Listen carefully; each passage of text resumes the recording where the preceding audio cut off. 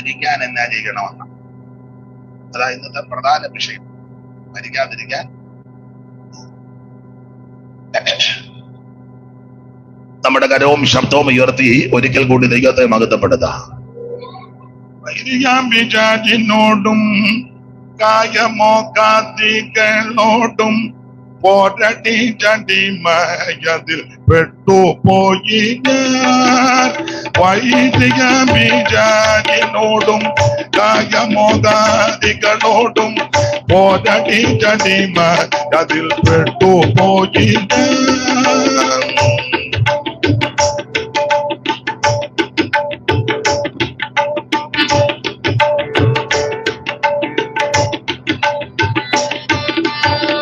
വൈദിക പിശാചിനോടും കായമോകാദികളോടും പോരടി ചടിമ അതിൽ പെട്ടുപോയി ഞാൻ.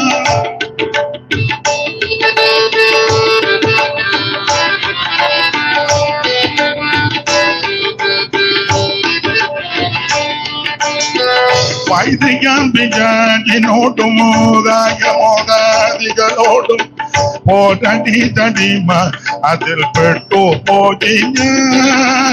വൈദിക പിശാചിനോടും കായമോകാദികളോടും പോരടി ചടിമ അതിൽ പെട്ടുപോയി ഞാൻ.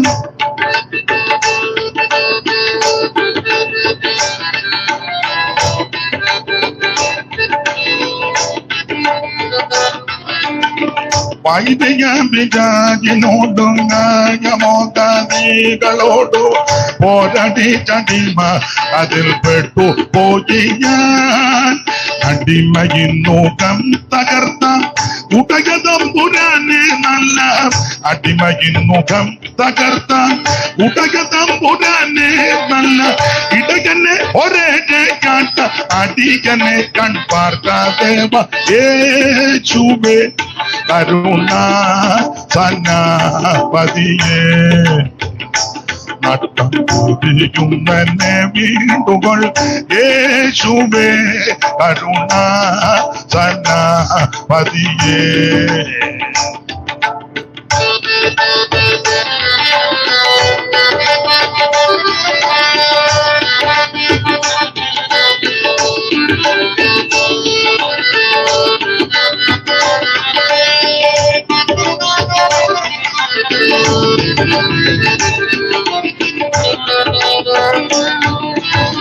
ഭൂതലത്തിൽ നീ ഒഴിച്ച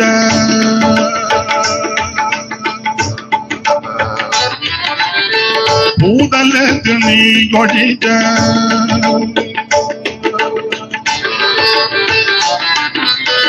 ഭൂതലത്തിൽ നീ ഒഴിച്ച ദാസനെ നീ യാതരപ്പോ കണ്ടതില്ല സകല മണ്ഡലാധിപ.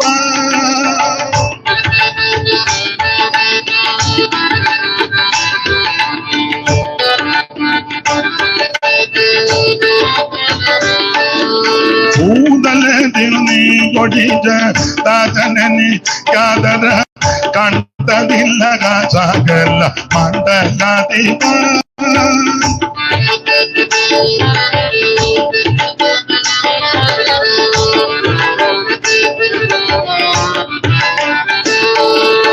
ഭൂതലത്തിൽ നീ ഒഴിച്ച ദാസനെ നീ യാതരവ കണ്ടതില്ല സകല മണ്ഡലാധിപ.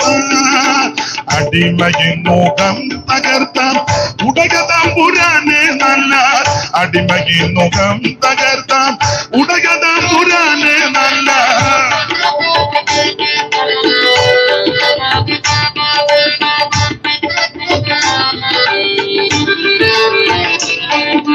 അടിമയിൻ മുഖം തകർത്ത ഉടകതമ്പുരാനെ നല്ല അടിമയിൻ മുഖം തകർത്ത ഉടകതമ്പുരാനെ നല്ല ഇടകനെ ഒരേ കാട്ട അടികനെ കൺപാർക്ക ദേവ യേശുവേ കരുണാ സന്നാപതിയേ.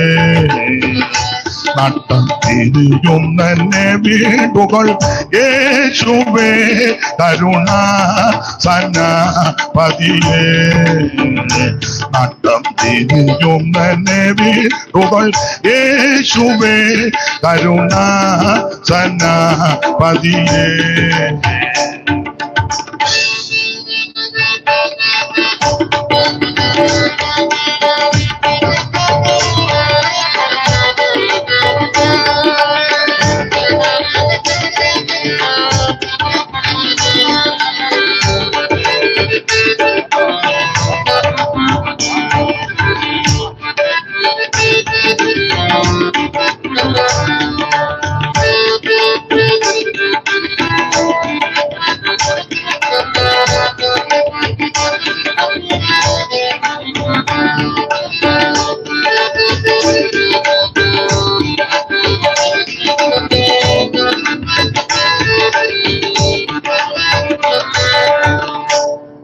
നമ്മുടെ കരം ഉയർത്തി ദൈവത്തെ മഹത്വപ്പെടുത്താൻ ഈ നല്ല രാത്രി സമയത്തിനായി ദൈവത്തെ സ്തുതിക്കുന്നു. എല്ലാ പ്രിയപ്പെട്ടവരെയും ദൈവം അനുഗ്രഹിക്കുമാറാകട്ടെ.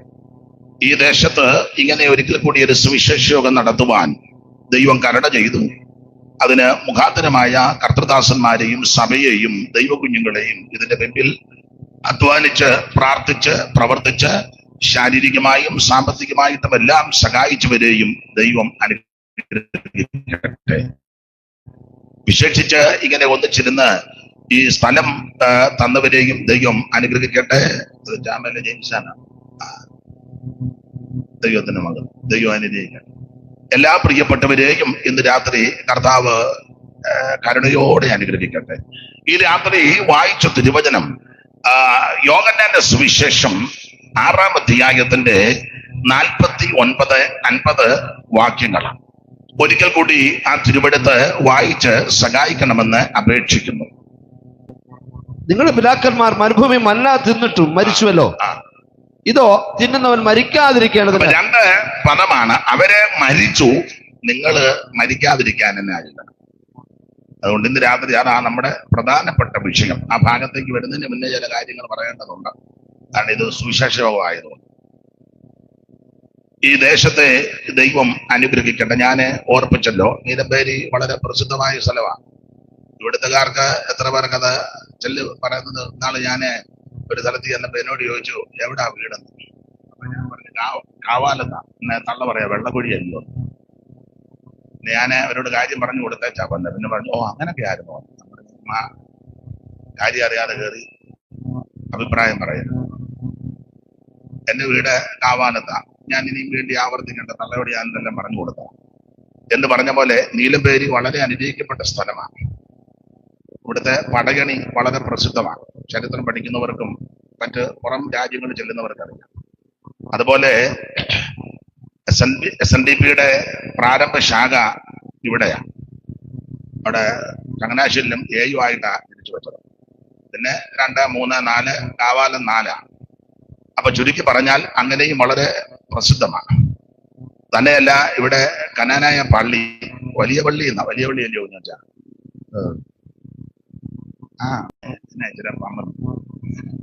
വലിയ പള്ളിയാണ്. അവിടെ ഓർത്തഡോക്സ് പള്ളി, അതും യാക്കോബ് പള്ളിയും വലുതാണ്. തന്നെയല്ല, ഇന്ത്യയുടെ തന്നെ പ്രധാനപ്പെട്ട ഒരു വിഷയമാണ് ഇവിടുത്തെ വായനശാല. അത് ചരിത്രം പഠിക്കുന്നവർക്ക് അറിയാം. അങ്ങനെ വളരെ പ്രസിദ്ധമായ സ്ഥലമാണ് ഈ നീലമ്പേരി. അനേക പ്രധാനപ്പെട്ട കുടുംബങ്ങൾ ഇവിടെ ഉണ്ട്. അവരെ എല്ലാവരെയും ഓർത്ത് ഞാനും ദൈവത്തെ മഹത്വപ്പെടുത്തുന്നു.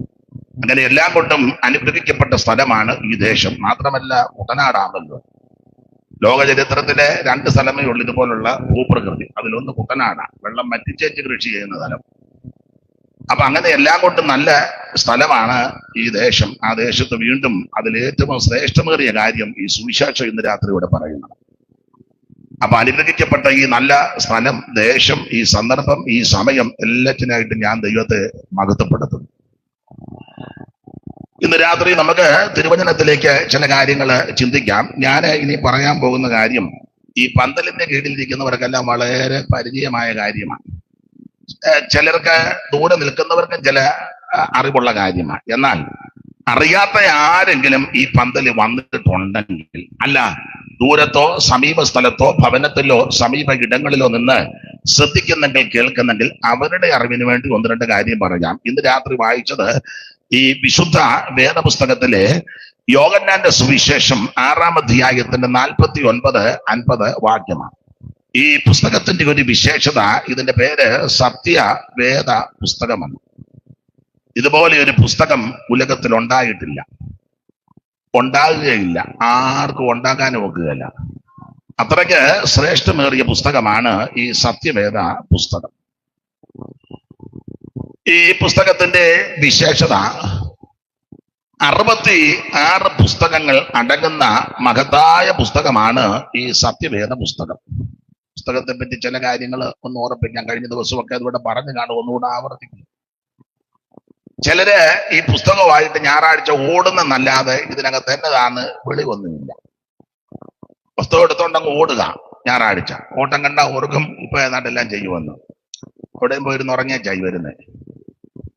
അപ്പൊ ചിലർക്ക് ഇതെന്തുവാന്ന് ഇതുവരെ പിടുത്തം കിട്ടാത്ത ആൾക്കാരുണ്ട്. അപ്പൊ അവരുടെ അറിവിനെ ഒന്ന് പറയാം. ലോകത്തിൽ ധാരാളം പുസ്തകങ്ങളുണ്ട്, പക്ഷേ ഇതുപോലൊരു പുസ്തകം വേറെ ഇല്ല. ഇതിന്റെ പേര് തന്നെ സത്യവേദ പുസ്തകമാണ്. വാര്യര് ഒരിക്കലൊരു വരി ഇങ്ങനെ കൊടുത്തു: 4 വേദം, 6 ശാസ്ത്രം, 18 പുരാണങ്ങൾ. അപ്പോ 4 വേദം, 6 ശാസ്ത്രം, 18 പുരാണങ്ങൾ. ആട്ടെ, എന്നാൽ ഈ വേദത്തിന്റെ പ്രത്യേകത, ഇത് സത്യവേദ പുസ്തകം. ഇത് കത്തിച്ചവരുണ്ട്, കത്തിക്കാൻ താല്പര്യപ്പെട്ടവരുണ്ട്, ഇപ്പോഴും അവസരം കിട്ടിയാൽ കത്തിക്കാൻ ഒരുമ്പെടുന്നവരുണ്ട്. പക്ഷെ ഇത് കത്തിക്കും തോറും ഇതിന്റെ പവർ കൂടുക. അല്ല, ഈ പുസ്തകം ഞാൻ പറയുന്നത് ഇനിയും കത്തിക്കണമെന്നാ പറയാൻ. നിങ്ങളെല്ലാം കത്തിക്കുന്നവർക്ക് വേണ്ടി പ്രാർത്ഥിക്കാൻ, ഇനിയും കത്തിക്കരുത്. എന്റെ അഭിപ്രായം ഇനിയും കത്തിക്കണം, എങ്കിലേ ഇതിനകത്ത കത്തലുണ്ടാവൂ. അതുപോലെ ശ്രേഷ്ഠമേറിയ പുസ്തകമായി സത്യവേദ പുസ്തകം. ഇത് ദൈവത്തിന്റെ വചനമാണ്. ഏതാണ്ട് 1600 കൊല്ലം കൊണ്ട് 40 എഴുത്തുകാർ ലോകത്തിന്റെ വിവിധ ഇടങ്ങളിലിരുന്ന് എഴുതിയതാണ് ഈ പുസ്തകം, സത്യവേദ പുസ്തകം. പക്ഷെ ഇത് വായിക്കുന്നവര് തോന്നും ഒരാള് എഴുതിയതുപോലെ തോന്നും. വായിച്ചാ തോന്നും ഒരാളാ എഴുതിയത് എന്ന് തോന്നും. പക്ഷേ 40 എഴുത്തുകാരായി ഇത് എഴുതിയത്.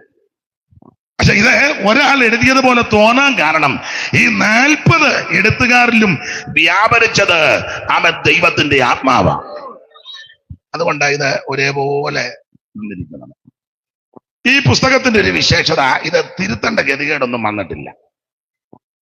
തൂക്കറ പറഞ്ഞിട്ട് കൂടെ തൂത്ത് എന്റെ ഗതികേട് വന്നിട്ടില്ല. അയ്യോ, ആദ്യം എഴുതി തെറ്റി, അന്ന് ആ താള് പറിച്ചു കയറി വെച്ച് നമുക്ക് വേറൊന്നും എഴുതി ചേർക്കാം. വേണ്ട, എഴുതിയത് അങ്ങനെ തന്നെ. കർത്താവ് ഒരിക്കൽ പറഞ്ഞു, ആകാശവും ഭൂമിയൊക്കെ മാറിപ്പോകും, ഇതിന്റെ വള്ളിക്കും പുള്ളിക്കും മാറ്റം വരികയല്ല. അതാണ് സത്യവേദ പുസ്തകം. അതിന് ഒരു തെളിവ്, ഒത്തിരി ഉണ്ട്. ഒരു തെളിവ് ഞാൻ എപ്പോഴും പറയും. ഉൽപ്പത്തി പുസ്തകം 1-ാം അധ്യായത്തിന്റെ 1-ാം വാക്യം വായിച്ചേ. ഉൽപ്പത്തി 1:1. ആദിയിൽ ദൈവം ആകാശവും ഭൂമിയും സൃഷ്ടിച്ചു. അപ്പോൾ ആദിയിൽ ദൈവം അതാ, ആദിയിൽ ദൈവം. ഈ പുസ്തകം പരിചയപ്പെടുത്തുന്നത് ഒരു ദൈവത്തെയാണ്. ഏകദൈവം, നിത്യദൈവം, സത്യദൈവം, സാക്ഷാൽ ദൈവം, ജീവനുള്ള ദൈവം, ഏകദൈവം. ആ മഹാനായ മനുഷ്യൻ, നല്ല മനുഷ്യൻ ഒരിക്കൽ പറഞ്ഞ പദം നമുക്കെല്ലാം അറിയാം, മിക്കയിടത്തും എഴുതി വെച്ചിട്ടുണ്ട്. ഒരു ജാതി, ഒരു മതം, അങ്ങേർക്ക് അറിവും വിവരവും ഉണ്ടായിരുന്നു. വളരെ അനുഗ്രഹിക്കപ്പെട്ട മനുഷ്യനാണ്. അപ്പൊ അദ്ദേഹം, ആ നല്ല മനുഷ്യൻ, ശ്രീനാരായണ ഗുരു അവർകള് പറഞ്ഞത് ഒരു ദൈവം എന്ന, ഒരു ജാതി, ഒരു മതം.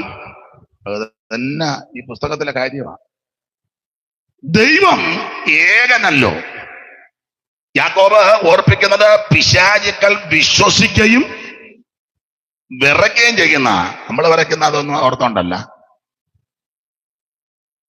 പിശാചുക്കൾ വിശ്വസിക്കുകയും വിറയ്ക്കുകയും ചെയ്യുന്നു. ദൈവം ഏകൻ. അവൾ ഈ പുസ്തകത്തിൽ ഏക ദൈവത്തെയാണ് പരിചയപ്പെടുത്തുന്നത്. അതാ കൂടെ ഒന്നിന്റെ വായിച്ചത്, ആദിയിൽ ദൈവം, ദൈവങ്ങളെന്നല്ല, ദൈവം. ദൈവം ദൈവം ദൈവം.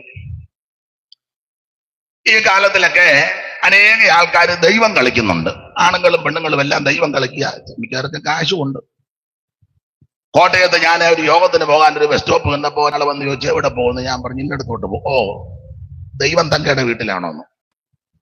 അവരുടെ പേര് തങ്ക എന്നാ. നാളെ അങ്ങ് ദൈവമായി. അതാ പിന്നെ നാട്ടുകാരിട്ടതാണ് ദൈവം തങ്ക. തങ്ക ദൈവം കളിച്ച് കോട്ടയത്തൂടൊക്കെ നടന്നു. എന്നാണ്ടൊക്കെ ഇച്ചിരി ഗുണം വന്നെന്നാ തോന്നുന്നത്. അടുത്ത കാലത്ത് അറിഞ്ഞു തങ്ക ചത്തുപോയെന്ന്. ദൈവം അണ്ട പാമ്പാടി സൈഡിലോട്ട് ചെന്നാല് ഒരു ദൈവം ഉണ്ട്, ഒരു തള്ളയാ. അത് ശാന്തമ്മ ദൈവം. ശാന്തമ്മ ദൈവം. വേറൊരു ദൈവത്തിന്റെ പേരാണ് ബാബു. നിങ്ങൾ ചിരിക്കാൻ പറഞ്ഞതല്ല, നിങ്ങൾ കേട്ടിട്ടുണ്ടോ? ഈ പേരിടുമ്പോഴെങ്കിലും ദൈവം കളിക്കുമ്പോഴെങ്കിലും പേര് മാറ്റണ്ടേ. ദൈവത്തിന്റെ പേരാ ബാബു. കേട്ടിട്ടൊരു സുഖമില്ല, സുഖമില്ല. അപ്പം ദൈവം കളിക്കാൻ പറ്റുമ്പോ പേരിനെങ്കിലും ഒരു വ്യത്യാസം. എന്നെ പഠിപ്പിച്ച ഒരു സാറുണ്ടായിരുന്നു ഇവിടെ കൈനടിക്കടുത്ത പാപ്പൻ സാറ്. വളരെ നല്ലൊരു സാറാ, എന്റെ അധ്യാപകനാണ്. നല്ല ജ്ഞാനമാണ്. അപ്പൊ അദ്ദേഹം ഇടയ്ക്ക് രസകരമായും ചില കാര്യം പറയും.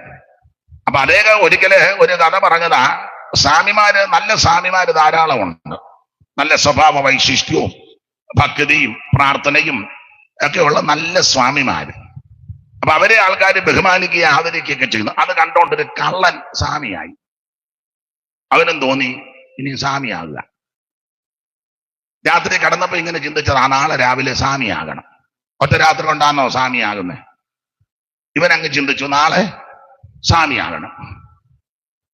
അപ്പോൾ രാത്രി കടന്ന് നേരം വെളുത്തേരുന്നത് അടുപ്പിൽ നിന്ന് ജാരമെല്ലാം മാരി ദേഹത്തെല്ലാം തേച്ച് ഒരു വസ്ത്രവും കിട്ടി, സ്വാമിമാര് ധരിക്കുന്ന വസ്ത്രവും. കള്ളന അതും ചുറ്റി വെളിയിലോട്ടിറങ്ങിയപ്പം വെളുപ്പിനെ എഴുന്നേറ്റ് കുളിച്ചു. നല്ല തണുപ്പുള്ള സമയമാണ്. അപ്പൊ ഈ സ്വാമിമാരുടെ പേരെല്ലാം നല്ല പേരുകളാണ്. അവരുടെ ശുഭാനന്ദ, പരമാനന്ദ, അങ്ങനെയുള്ള നല്ല പേരുകളല്ലേ.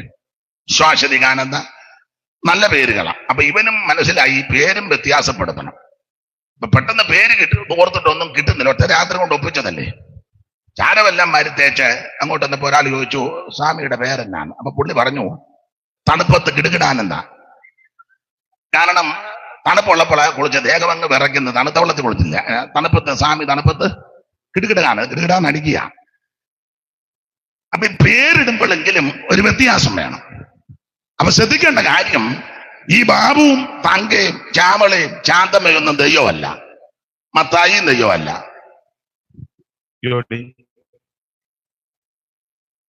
ഞാൻ തെളിച്ചു പറയണോ? വേണ്ട. ദൈവം ഏകനാ. അപ്പോൾ ഉൽപ്പത്തി പുസ്തകം 1-ാം അധ്യായത്തിൽ ദൈവത്തെ പരിചയപ്പെടുത്തുക. ആദിയിൽ ദൈവം, ഏക ദൈവം. അത്തമർത്യാത്മാക്കൾ ദൈവം എന്നു നിരൂപിക്കേണ്ടാരും. ചത്തമർത്യാത്മാക്കൾ ദൈവം എന്നു നിരൂപിക്കേണ്ടാരും.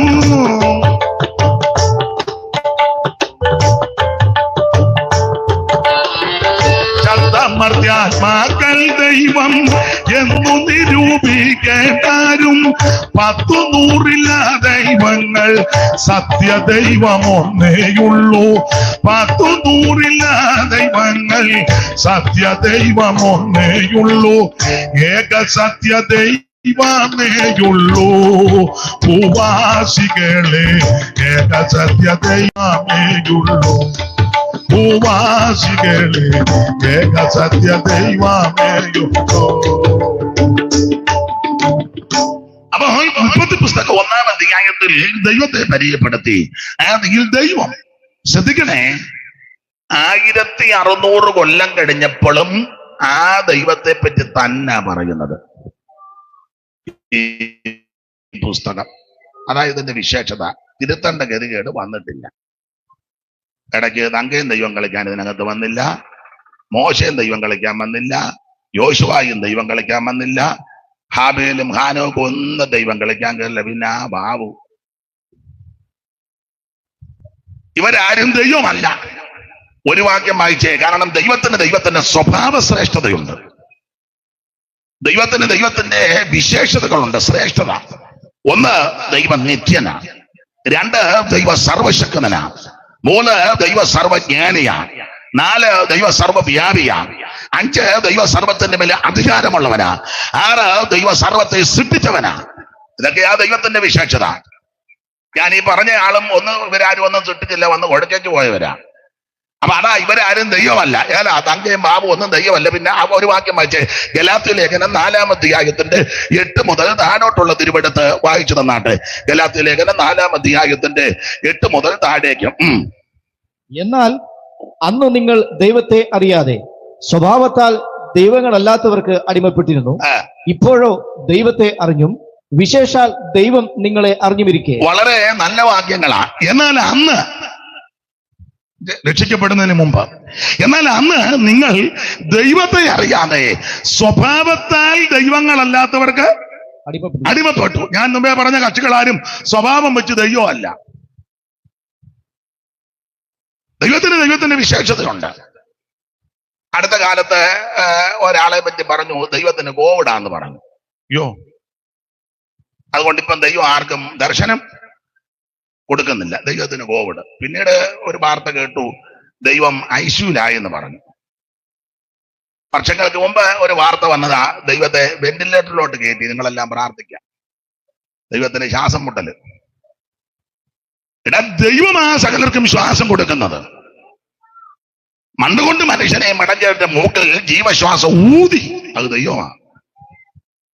അതാണ് ഞാൻ പറഞ്ഞ, സ്വഭാവത്താൽ ഇവരാരും ദൈവങ്ങളല്ല. എന്നെ കേൾക്കുന്ന ബഹുമാന്യരെ, ഏകദൈവം, നിത്യദൈവം, സത്യദൈവം, സാക്ഷാൽ ദൈവം, ജീവനുള്ള ദൈവം, ആ ദൈവത്തെയായി ബൈബിൾ പരിചയപ്പെടുത്തുന്നത്.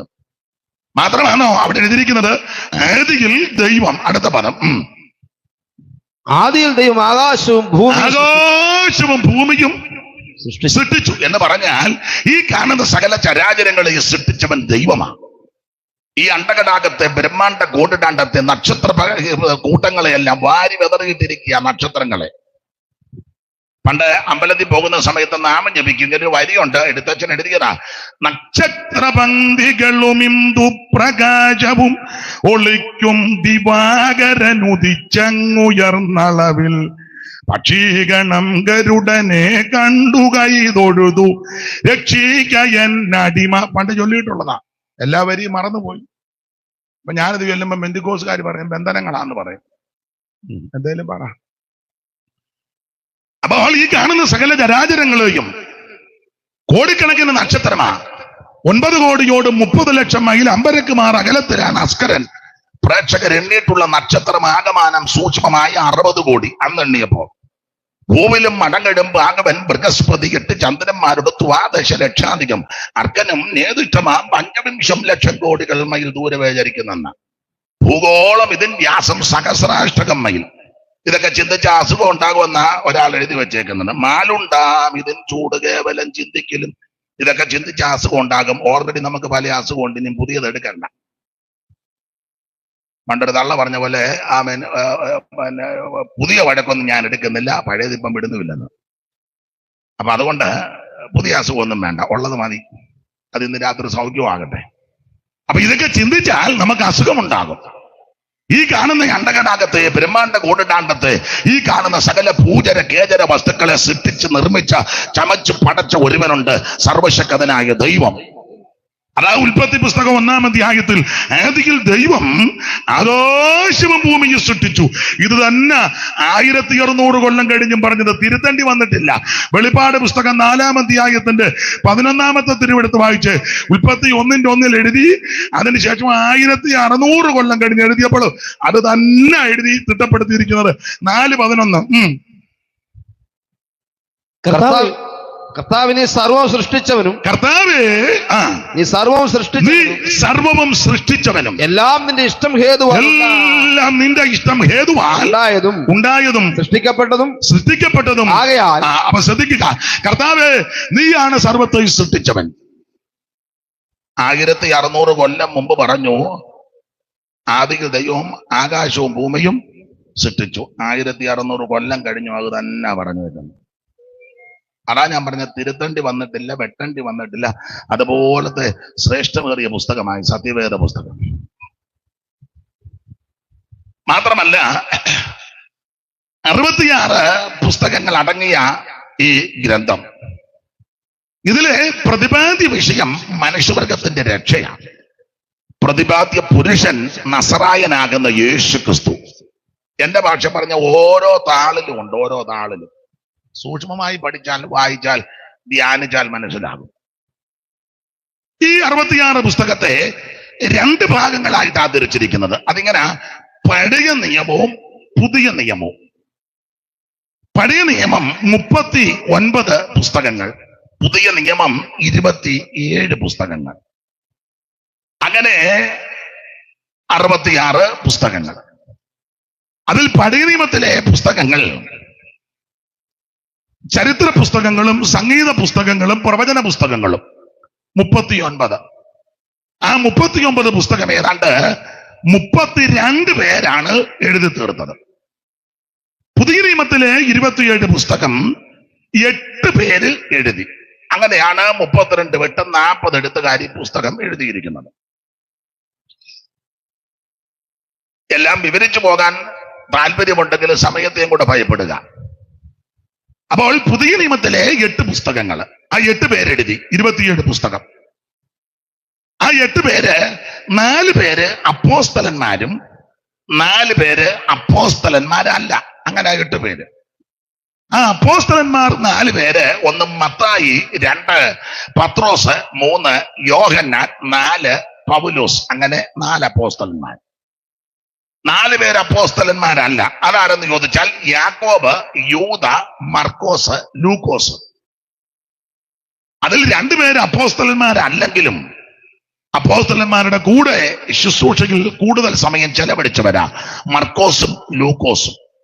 മർക്കോസ് പത്രോസിന്റെ കൂടെയും ലൂക്കോസ് പൗലൂസിന്റെ കൂടെയും ശുശ്രൂഷയിൽ നന്നായി ശോഭിച്ചവരാ. അങ്ങനെ പുതിയ നിയമത്തിലെ എഴുത്തുകാര് 8 പേര്, പഴയ നിയമത്തിലെ എഴുത്തുകാര് 32 പേര്, പഴയ നിയമത്തിലെ 39 പുസ്തകം, പുതിയ നിയമത്തിലെ 27 പുസ്തകം, അങ്ങനെ മൊത്തം 66 പുസ്തകം. ആദ്യത്തെ പുസ്തകം ഉൽപ്പത്തി പുസ്തകം, ഒടുവിലത്തെ പുസ്തകം വെളിപ്പാട് പുസ്തകം. ഇങ്ങനെയാണ് ഈ പുസ്തകത്തിന്റെ ക്രമം. ഇതെന്തിനാ എന്ന് പറഞ്ഞാൽ ഇതുവരെ അറിയാത്തവർ ചിലപ്പോ കാണും. ഇതെടുത്തോണ്ട് ഓടുന്നല്ലാതെ. അപ്പൊ എന്തായാലും അങ്ങനെയുള്ള ഈ ശ്രേഷ്ഠമേറിയ പുസ്തകം, അത് എല്ലാ ഭാഗവും വിവരിക്കുന്നില്ല. ഞാന് പാസ്റ്ററോട് ചോദിച്ചു എപ്പം നിർത്തണം. പുള്ളി പറഞ്ഞു എന്തായാലും 10 ആശീർവാദം പറയണമെന്നാ പറഞ്ഞു. അപ്പൊ അതുകൊണ്ട് അങ്ങനല്ലേ എന്നോട് പറഞ്ഞു. പുള്ളി ഇപ്പം മിണ്ടുന്നില്ലല്ലോ. ജോടി അങ്ങനല്ലേ പറഞ്ഞു. അപ്പൊ ശ്രദ്ധിക്കുക, ഈ ഇരിപ്പാണെങ്കിൽ 9 ആശീർവാദം പറയും ഞാനായിരിക്കുന്നെങ്കിൽ. ഇപ്പൊ ഇങ്ങനെയും വന്നിരിക്കുന്നില്ല, അതും വലിയ കാര്യം. അപ്പൊ എന്തായാലും അത്രയ്ക്ക് ശ്രേഷ്ഠമേറിയ ഈ പുസ്തകം. അയ്യോ, ഒരു കാര്യം ഓർപ്പിക്കാം, ഈ പുസ്തകം നമ്മുടെ കരത്തിൽ കിട്ടിയത് തന്നെ വലിയ മഹാഭാഗ്യമാണ്. അതെ, ഇത് കിട്ടിയത് തന്നെ വലിയ മഹാഭാഗ്യമാണ്.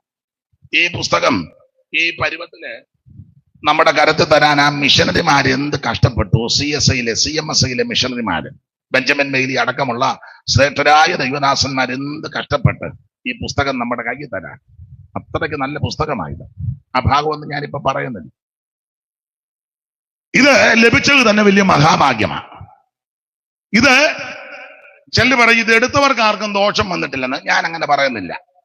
ഇത് എടുക്കേണ്ടതുപോലെ എടുത്തവനൊന്നും ദോഷം വന്നിട്ടില്ല. KP യോഹന്നാന്റെ ഗോഡൌണില് ഈ പുസ്തകം ചുമന്ന ഒരുത്തനെ എനിക്കറിയാം. അവനിപ്പോഴും അതിലേക്കൂടെ ബീഡിയും വലിച്ച് ഓടയിലും കടന്ന് തെറിയും പറഞ്ഞ് ഈ അടുത്ത കാലത്ത് പറഞ്ഞ് എല്ലാം നശിച്ചെന്ന്. പുസ്തകം ചുമന്നുകൊണ്ട് വലുതായോ?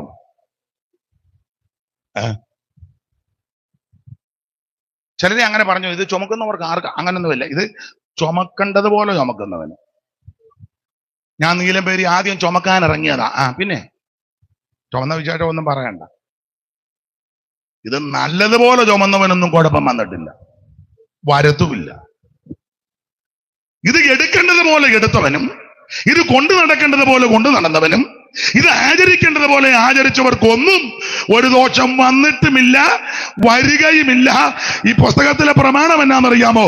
യഹോവയൊരു ദോഷവും തട്ടാതെ വണ്ണം നിന്നെ പരിപാലിക്കും. തീർന്നില്ല, അവൻ നിന്റെ പ്രാണനെ പരിപാലിക്കും. പോരാ, യഹോവ നിന്റെ ഗമനത്തെയും ആഗമനത്തെയും ഇന്ന് മുതൽ എന്നേക്കും പരിപാലിക്കും. ഒരനർത്ഥവും നിനക്ക് ഭവിക്കത്തില്ല, ഒരു മാരകം നിന്റെ കൂടാരത്തിൽ അടുക്കത്തില്ല. പകൽ സൂര്യനെങ്കിലും രാത്രി ചന്ദ്രനെങ്കിലും നിന്നെ ബാധിക്കത്തില്ല. രാത്രിയിലെ ഭയത്തെയും പകൽ പരക്കുന്ന അസ്ത്രത്തെയും ഇരുട്ടിൽ സഞ്ചരിക്കുന്ന മഹാമാരിയും ഉച്ചയ്ക്ക് നശിപ്പിക്കുന്ന സംഹാരത്തെ നിനക്ക് പേടിക്കാനുമില്ല. ഇതായി പുസ്തകത്തിലെ പ്രമാണം. അപ്പൊ ഇത് എടുക്കേണ്ടത് പോലെ എടുത്താൽ അനുഗ്രഹമാണ്. ഞാൻ പിന്നെ എന്തിക്കോസുകാരോടൊക്കെ പറയാനുണ്ട്, ഇതിങ്ങനെ കൊണ്ട് നടക്കുന്ന കുറച്ചുകൂടെ നല്ലതാ. അതിന്റെ പവിത്രതയും യോഗ്യതയും മാറോട് ചേർത്ത് പിടിച്ച് ചിലരെ പുസ്തകമായിട്ട് ഞായറാഴ്ച പോകുന്ന കണ്ടാൽ നമ്മൾ ഓർക്കും, പഴയ ആടിനെ മേടിക്കാൻ വരുന്ന പുള്ളി പക്ഷത്തിലൊരു വായികയൊക്കെ വെച്ചേ, കോഴിക്കാരൻ.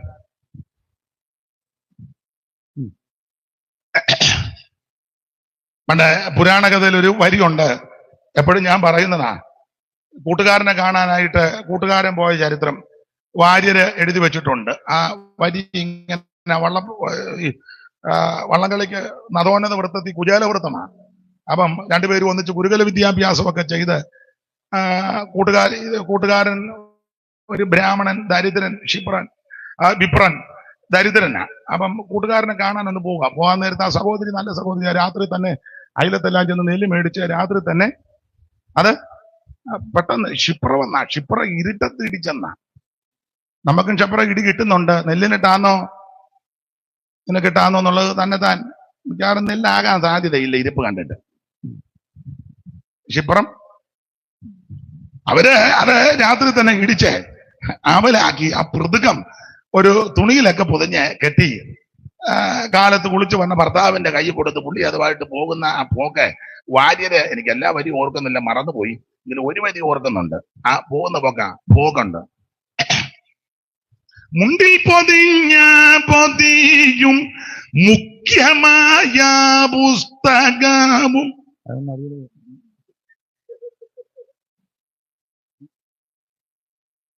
മുണ്ടിൽ പൊതിയും മുഖ്യമായ പുസ്തകവും രണ്ടും കൂടി കക്ഷത്തിങ്കൽ ഇടുക്കിക്കൊണ്ട്, രണ്ടും കൂടി കക്ഷത്തിങ്കൽ ഇടുക്കിക്കൊണ്ട്. അതെ, നേരമില്ല. അപ്പൊ ഇത് രണ്ടും കൂടെ വെച്ച് പോകുന്നൊരു പോക്ക്. പക്ഷെ ഈ പുസ്തകം അങ്ങനെ കൊണ്ടുപോകണ്ട, ഇതിങ്ങനെ മാറോട് ചേർത്ത് കൊണ്ടുപോകണം. എന്ത് ചെയ്യാം? പുസ്തകം എന്ത് കൊണ്ടോ കൊണ്ടുവന്നില്ലെന്നേ ഉള്ളൂ. ഇനിയും വരുമ്പോ കൊണ്ടുവരണം. എല്ലാവരും കുറ്റമല്ലേ പറഞ്ഞത്. ഈ പുസ്തകം ഇതെടുത്തവർക്ക്, എടുക്കേണ്ടതുപോലെ എടുത്തവർക്ക് ഭാഗ്യമാണ്. ഈ പുസ്തകത്തിലെ വിഷയം നിങ്ങൾ നിരാശപ്പെടണ്ട. അയ്യോ, ഇന്ന് ഭാഗ്യദോഷിയായി ഞങ്ങൾ തീർന്നല്ലോ. ഇല്ല, നിങ്ങൾക്കും ഭാഗ്യമുണ്ട്. ഒരു വാക്യം വായിച്ചാൽ അവർ നല്ല സങ്കടപ്പെടും. അടുത്തതിന് താളത്തിന് വായിച്ചു തന്നില്ല ഞാൻ കുഴയും. അവർക്ക് ഭാഗ്യം ഉണ്ടാകട്ടെ. വെളിപ്പാട് 1:3 വായിരുന്നു. അല്ലെ അതുങ്ങൾ കണക്ക് തെറ്റി വായിച്ചാൽ ഞാൻ കിടന്ന് കുഴയുകയും ചെയ്യും. ഈ പ്രവചനത്തിലെ വാക്കുകളെ വായിച്ച് കേൾപ്പിക്കുന്ന, ഈ പ്രവചനത്തിലെ വാക്കുകളെ വായിച്ച് കേൾപ്പിക്കുന്നവൻ നിങ്ങൾ രണ്ടുപേരും വായിച്ചു തരിക, നിങ്ങൾക്ക് ഭാഗ്യം ഉണ്ടെന്നാ. ആ സഹോദരിയെ വിളിച്ചതാ, അന്നേരം പറഞ്ഞില്ലെന്ന്. അതിനാന്ന് എനിക്ക് മനസ്സിലായി. അയാൾക്ക് വായിച്ചു കൊടുത്ത അയാൾ വല്ലതും പറയുമെന്ന്. അതായിരിക്കും, അയാൾക്ക് ബോധമൊന്നും ഉള്ളവനല്ല. അതായിരുന്നത്. ഇന്ന് ഭാഗ്യം വേണ്ട, ഇവർക്ക് ഭാഗ്യം ഉണ്ടാകട്ടെ. ഭാഗ്യം ഈ പ്രവചനത്തിലെ വാക്കുകളെ വായിച്ച് കേൾപ്പിക്കുന്നവനും കേൾക്കുന്നവരും അതിൽ എഴുതിയിരിക്കുന്ന പ്രമാണിക്കുന്നവരും ഭാഗ്യവാന്മാർ. നിങ്ങൾക്കും ഭാഗ്യമുണ്ട്. നിരാശപ്പെടണ്ട. വായിക്കുന്നവർക്ക് ഭാഗ്യം, കേൾക്കുന്നവർക്ക് ഭാഗ്യം, പിന്നെ പ്രമാണിക്കുകയാണെങ്കിൽ ഭാഗ്യത്തിന്റെ അയ്യരുകളിയാ. ഇത് പൂട്ടാൻ ടാറ്റ അടിക്കുന്ന ഭാഗ്യമല്ല പറഞ്ഞത്. യഹോവയെ ഭയപ്പെട്ട് അവന്റെ വഴികളിൽ നടക്കുന്ന ഏവന് ഭാഗ്യവാൻ. നിന്റെ കൈയുടെ അധ്വാനമല്ല നീ തിന്നും, നീ ഭാഗ്യവാൻ, നിനക്ക് നന്മ വരും. ആ ഭാഗ്യവാൻ. പരമൊരു ജണ്ടരില്ല പാർക്കിൽക്കുള്ള ശ്രേഷ്ഠതില്ല, പരിചോടതിർപ്പയനമില്ല, പരിപവിക്കില്ലോ ക്ഷമിക്കമ. ഭാഗ്യമിത്, ഭാഗ്യമിത് പ്രാണ സഖേ, ഭാഗ്യമിത്, ഭാഗ്യമിത് പ്രാണ സഖേ, ഭാഗ്യമിത്. ഭാഗ്യനിധിയ പരമ സഭക്കരുളിയ ഭാഗ്യമിത്, ഭാഗ്യനിധിയ പരമ സഭക്കരുളിയ ഭാഗ്യമിത്, ഭാഗ്യമിത് പ്രാണ സഖേ, ഭാഗ്യമിത്, ഭാഗ്യമിത് പ്രാണ സഖേ, ഭാഗ്യമിത്.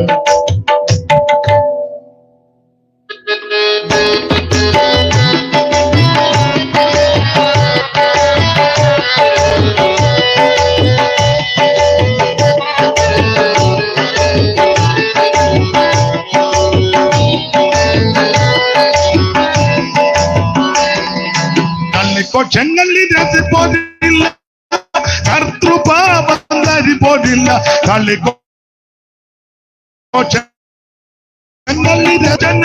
കൊതിക്കട പരനെനിക്ക് കിട്ടണമെന്ന് ഭാഗ്യമീത്,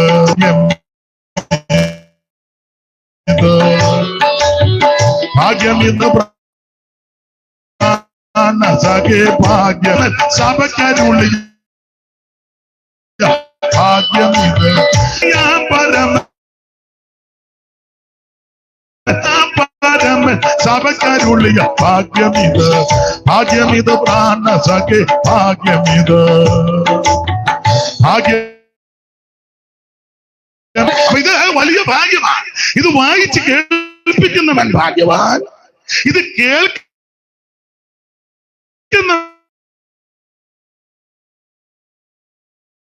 റോമാന്യരായ പ്രിയപ്പെട്ടവരുണ്ട്. അവൻ നിങ്ങളോട് ഇന്ന് രാത്രി പറയട്ടെ, നിങ്ങളും ഭാഗ്യവാന്മാരാ. വായിക്കുന്നവനും കേൾക്കുന്നവനും ഇത് പ്രമാണിക്കുന്നവനെല്ലാം ഭാഗ്യവാനാ. അതാ ഈ പുസ്തകത്തിന്റെ വിശേഷത. അങ്ങനെയുള്ള ഈ ശ്രേഷ്ഠമേറിയ പുസ്തകം വളരെ അനുഗ്രഹിക്കപ്പെട്ട പുസ്തകമാണ്. സത്യവരും ബോധക്കേടുള്ളവരായി ഇത് കത്തിക്കുന്നത്. അതെ, ഇപ്പൊ എന്റെ അഭിപ്രായം, ഇത് അറിവുള്ള വിവരമുള്ള പരിജ്ഞാനമുള്ള വ്യക്തികളുടെ കൈ കൊടുത്താൽ അവരിത് ഭക്തിയോടെ കൈകാര്യം ചെയ്യും. എനിക്കറിയാം ധാരാളം ഹൈന്ദവ സ്നേഹിതന്മാർ ഇത് ഭക്തിയോടെ വായിക്കുന്നവരുണ്ട്. മുസ്ലിം സ്നേഹിതന്മാർ ഇത് ഭക്തിയോടെ വായിക്കുന്നവരുണ്ട്.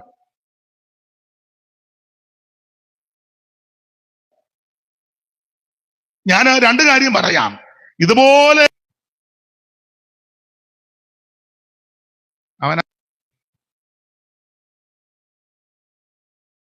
അവനല്ലേ നീ കൈയിന്റെ ഭാര്യ, അവന്റെ ഭാര്യ കഞ്ഞി വെക്കാതെ നല്ല ഡ്രസ്സുമില്ല, ഇവൻ കുടിച്ചും അവളെ ഇടിച്ചും അവള് കിടന്ന് കുഴയുക. ആദ്യം നീ നിന്റെ ഭാര്യയുടെ കാര്യം നോക്ക. അതാണ് ഞാൻ പറഞ്ഞ് വിമർശിക്കപ്പെട്ട പുസ്തകമായത്.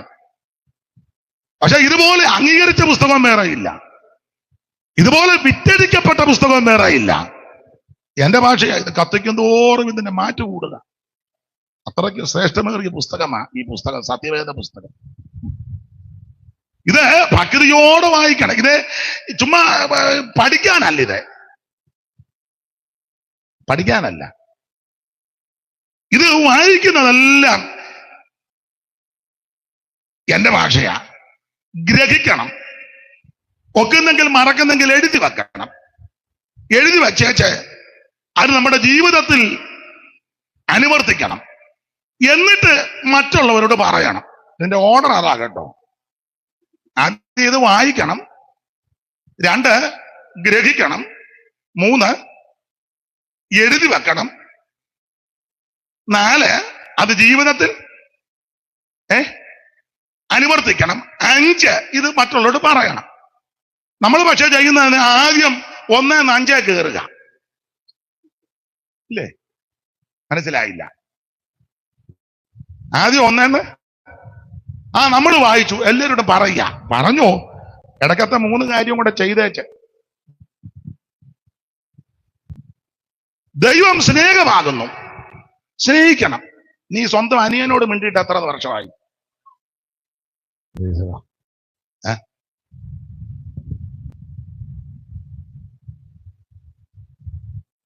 ദൈവം സ്നേഹമാകുന്നെന്ന് പറയുന്നുണ്ട്, നല്ല കാര്യം. അമ്മായിയമ്മയ്ക്ക് വെള്ളം കൊടുത്തോ നീ? നല്ല കടിനാട്ടുകാലെ കൂടെ അലഞ്ഞു കിടക്കുകയായിരുന്നു. എന്നെ എല്ലാരും ഇളക്കമെല്ലാം തീർന്നെന്ന് തോന്നുന്നു.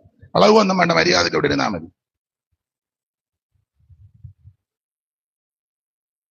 ഇങ്ങനെ ആണെങ്കിൽ 10 വരെ പോകുകയല്ല. ആട്ടെ, വിട്ടേക്കാം, അതായിരിക്കും നല്ലത്.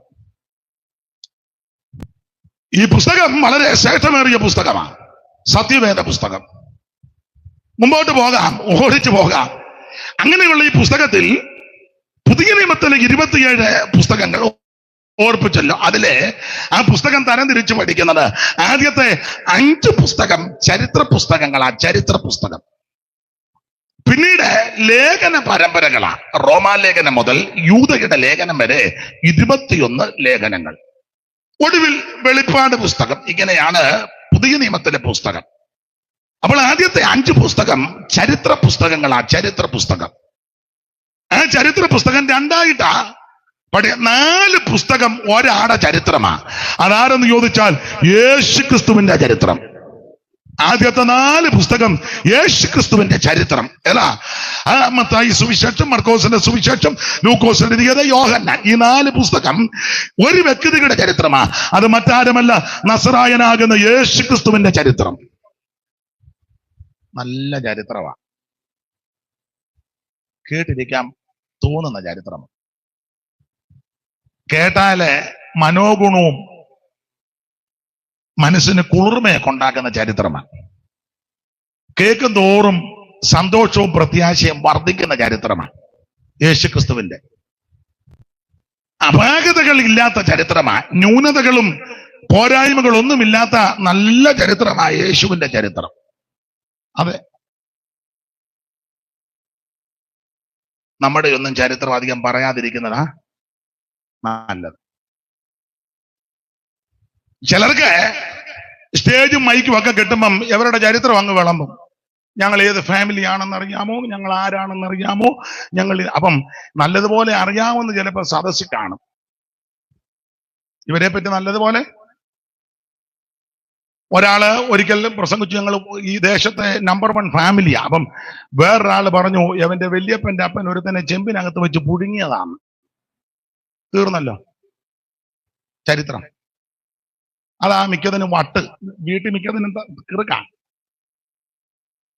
വേറൊരിക്കൽ ഒരാള് പറഞ്ഞു, ഞങ്ങള് ഈ ദേശത്തെ ഏറ്റവും, ഇവിടുത്തെ കാര്യം അല്ലി പറഞ്ഞ പൊതുവില, ഈ ദേശത്തെ നമ്പർ 1 ഫാമിലിയാ. അപ്പോൾ എന്റെ അടുത്തിരുന്ന ഒരാള് പറഞ്ഞത് എന്നോടാ പറഞ്ഞു, ഞാൻ അടുത്തിരിക്കുക, പുള്ളി സ്റ്റേജിൽ നിന്ന് തകർക്കുക, ഞങ്ങൾ വലിയ ഫാമിലി അതൊക്കെ പറഞ്ഞു. പുള്ളി പറഞ്ഞു, അവന്റെ ചരിത്രം, അവന്റെ അമ്മയുടെ അനിയത്തി 3 പേരുടെ കൂടെ ഓടിപ്പോയതാ. എന്നുവെച്ചാൽ ഇപ്പം ഒരാള് അല്ലെ യോഹന്നാൻ 4 പറയും പോലെ ചരിത്രമല്ല എന്ന് പറയുന്നത്. അവന് ഇച്ചിരി അമേരിക്കൻ കാഴ്ച കിട്ടിയ എന്റെ ഇളക്കമാണ്.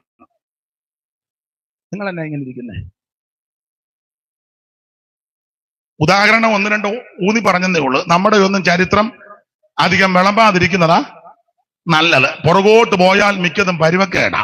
എന്നാൽ യാതൊരു കുഴപ്പമില്ലാത്ത ചരിത്രം യേശുക്രിസ്തുവിന്റെ ചരിത്രമാണ്. അപാകതയില്ലാത്ത ചരിത്രം, ന്യൂനതയില്ലാത്ത ചരിത്രം, പോരായ്മയില്ലാത്ത നല്ല ചരിത്രം യേശുവിന്റെ ചരിത്രം. ഈ ചരിത്രം കേൾക്കുന്നവർക്ക് വിടുതല. മുടന്തര് ആമൻ ചാടി എഴുന്നേൽക്കും, ഓടും. കുരുടർക്ക് കാഴ്ച കൊടുക്കുന്ന ചരിത്രം, ആമന് രോഗികളെ സൗഖ്യമാക്കിയ ചരിത്രം, അത്ഭുതങ്ങളും അടയാളങ്ങളും നടത്തിയ ചരിത്രം. മാത്രമാണോ ഊമർക്ക് സംസാര ശേഷി കൊടുത്ത ചരിത്രം, കുഷ്ഠരോഗിയെ ശുദ്ധമാക്കിയ ചരിത്രം, മരിച്ചവൻ മഞ്ചത്ത് തൊട്ടപ്പോൾ ചാടി എഴുന്നേറ്റ ചരിത്രം. എന്തിനേറെ, മരിച്ചു നാറ്റം വെച്ച് 4 ദിവസമായ ലാസറയെ പുറത്തു വന്ന് പറഞ്ഞപ്പോൾ ഉയർത്ത് പുറത്തു വന്ന ചരിത്രം, ഏറ്റവും നല്ല ചരിത്രം യേശുവിന്റെ ചരിത്രമാണ്. അത് കേട്ടിരിക്കാൻ നല്ലതാ, കേൾക്കും തോറും നമുക്ക് സന്തോഷവും പ്രത്യാശയും വർദ്ധിക്കും. മാത്രമാണോ വിടുതലുകൾ നടക്കുന്ന ചരിത്രമാ യേശുവിന്റെ ചരിത്രം. അത്ഭുതങ്ങളാലും അടയാളങ്ങളാലും വിവിധ വീര്യപ്രവർത്തികളാലും വചനത്തെ ഉറപ്പിക്കുന്ന യേശുവിന്റെ ചരിത്രം. സ്തോത്രം. കുരുടര് കാണുന്നു, ചെകിടര് കേൾക്കുന്നു, മുടന്തര് നടക്കുന്നു, ഊമര് സംസാരിക്കുന്നു, മരിച്ചവർ ഉയർക്കുന്നു. അതാണ് യേശുവിന്റെ ചരിത്രം. അയ്യോ, മാത്രമാണോ നിങ്ങൾ ജനിച്ചു കഴിഞ്ഞ് ആ ചരിത്രം എഴുതുന്നത്? ഞാൻ ജനിച്ചു കഴിഞ്ഞ് അമ്മ പറഞ്ഞു കേട്ടുണ്ട് ജാതകം എഴുതി. ജനിച്ചു കഴിഞ്ഞാ എഴുതിച്ചത്. ജാതകം എഴുതിയതുണ്ട്. അതിനകത്ത് പല കാര്യങ്ങളുണ്ട്. അതൊന്നും ഇപ്പൊ പറയുന്നില്ല. നിങ്ങൾ പറയും അയാളിപ്പം സുവിശേഷം ഒന്നുമല്ല പറഞ്ഞ, ജാതകം പറഞ്ഞ് നടക്കാന്ന് പറയും. ഇപ്പൊ തന്നെ കുരുക്കൊപ്പിക്കുന്നുണ്ടെന്ന് എനിക്കറിയാം. അപ്പൊ അതുകൊണ്ട് അതൊന്നും ഞാൻ പറയുന്നില്ല. അപ്പോൾ ജനിച്ചു കഴിഞ്ഞാൽ ഇത് എഴുതുന്നത് നമ്മുടെ ചരിത്രം. ഞാനും നിങ്ങളും ചരിത്രമൊക്കെ എഴുതിയാൽ നമ്മുടെ ചരിത്രം അങ്ങനെ എഴുതുന്നത്. എന്നാൽ യേശുക്രിസ്തുവിന്റെ ചരിത്രം ജനിക്കുന്നതിന് മുമ്പേ എഴുതി വച്ചിരിക്കുക.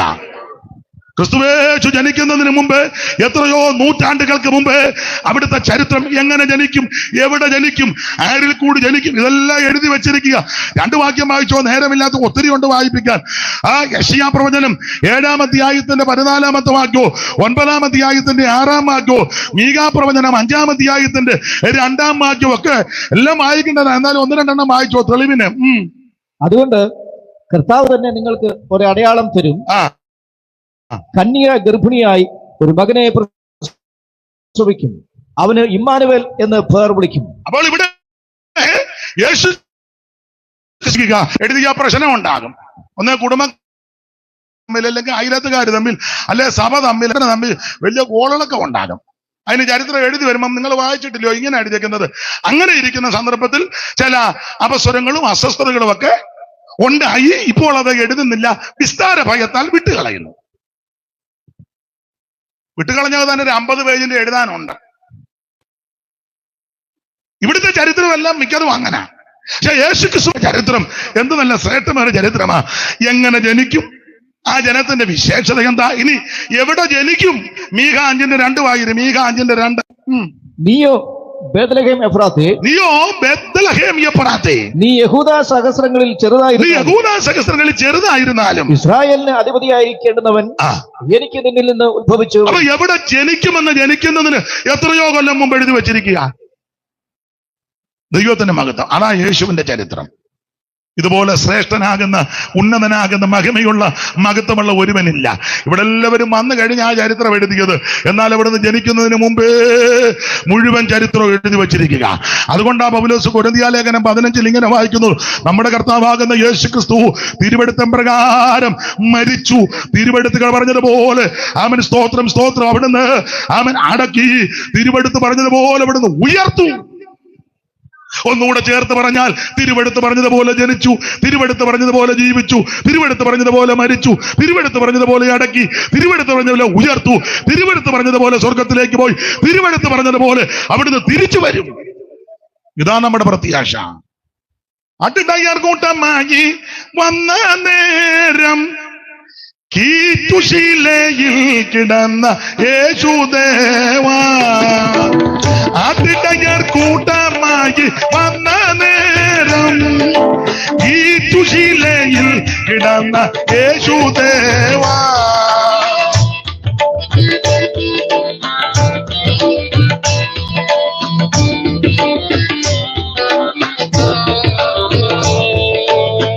അട്ടിടയർ കൂട്ടമായി വന്ന നേരം കീറ്റുശീലയിൽ കിടന്ന യേശുദേവാ, പട്ടിനുള്ള മൂല വസ്തു സൃഷ്ടി ചെയ്ത ദൈവമേ, ദുഷ്ടമാക്കിടപ്പും കണ്ടു ഞാൻ കാമിക്കുന്നേ സിയോൻ മണവാളനെ, ശ്രീ നരപതിയേ സിയോൻ മണവാളനെ. നാശപാത്രമായ ലോകം ആകെയുത്തരിപ്പതിൽ കന്യകയിൽ ജാതനായി വന്ന, നാശപാത്രമായ ലോകം ആകെയുത്തരിപ്പതിൽ കന്യകയിൽ ജാതനായി വന്ന ശ്രീനരപതിയെ സിയോൻ മണവാളനെ, ശ്രീനരപതിയെ സിയോൻ മണവാളനെ.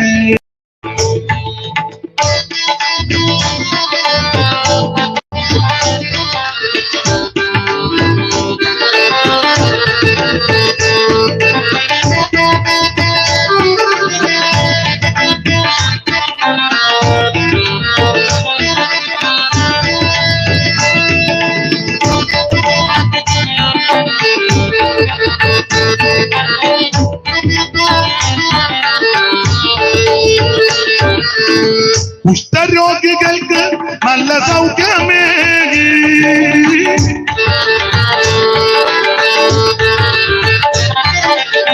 കുഷ്ഠരോഗികൾക്ക് നല്ല സൗഖ്യമേകി, ദൃഷ്ടി പോയവർക്ക് ഭവൻ കാഴ്ചയും നൽകി.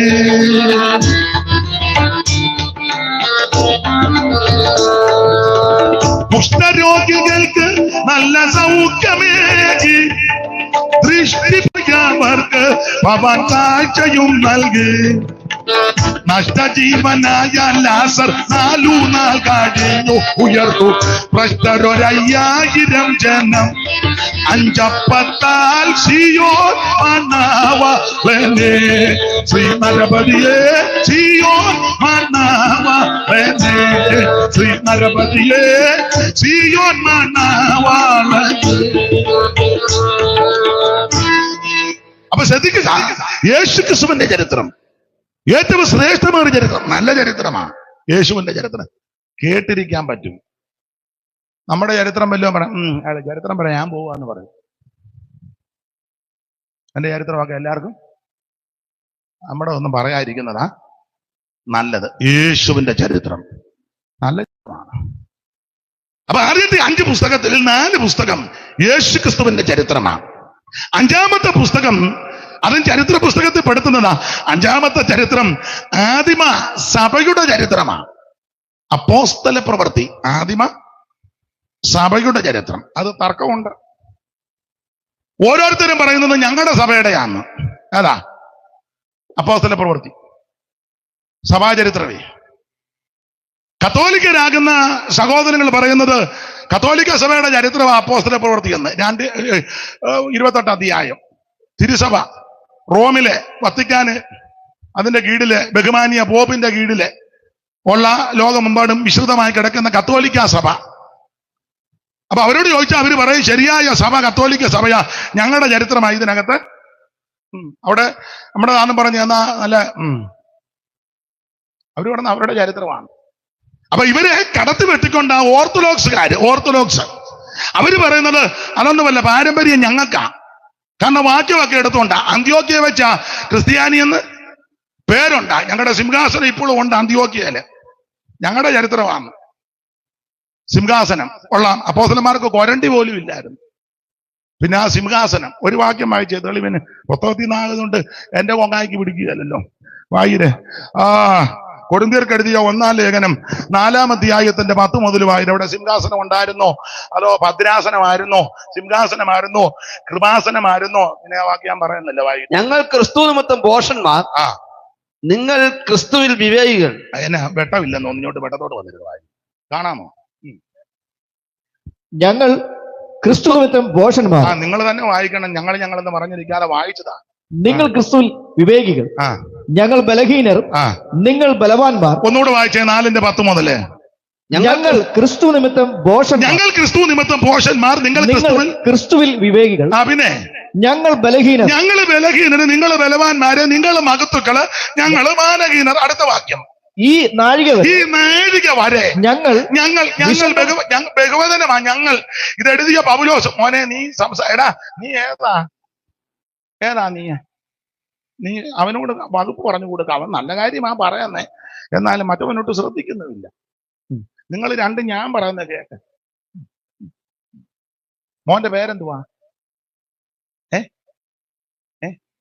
നല്ല പേരാ, ഇങ്ങോട്ട് ശ്രദ്ധിച്ചിരിക്കും, ഞാൻ പറയാം.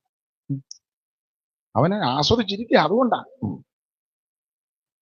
അപ്പൊ ശ്രദ്ധിക്കുക, ഈ നാഴിക വരെ ഞങ്ങൾ ബഹുവചനം ഞങ്ങൾ വിശന്നു. അപ്പോസ്തലന്മാരുടെ കാര്യമാ കേട്ടോ. വിശന്നും അയ്യോ ദാഹിച്ചും. ഉടുപ്പാൻ ഇല്ലാതെയും ഉടുപ്പാൻ ഒരു ജോഡിയേ ഉള്ളു, വേറെ ഇല്ല.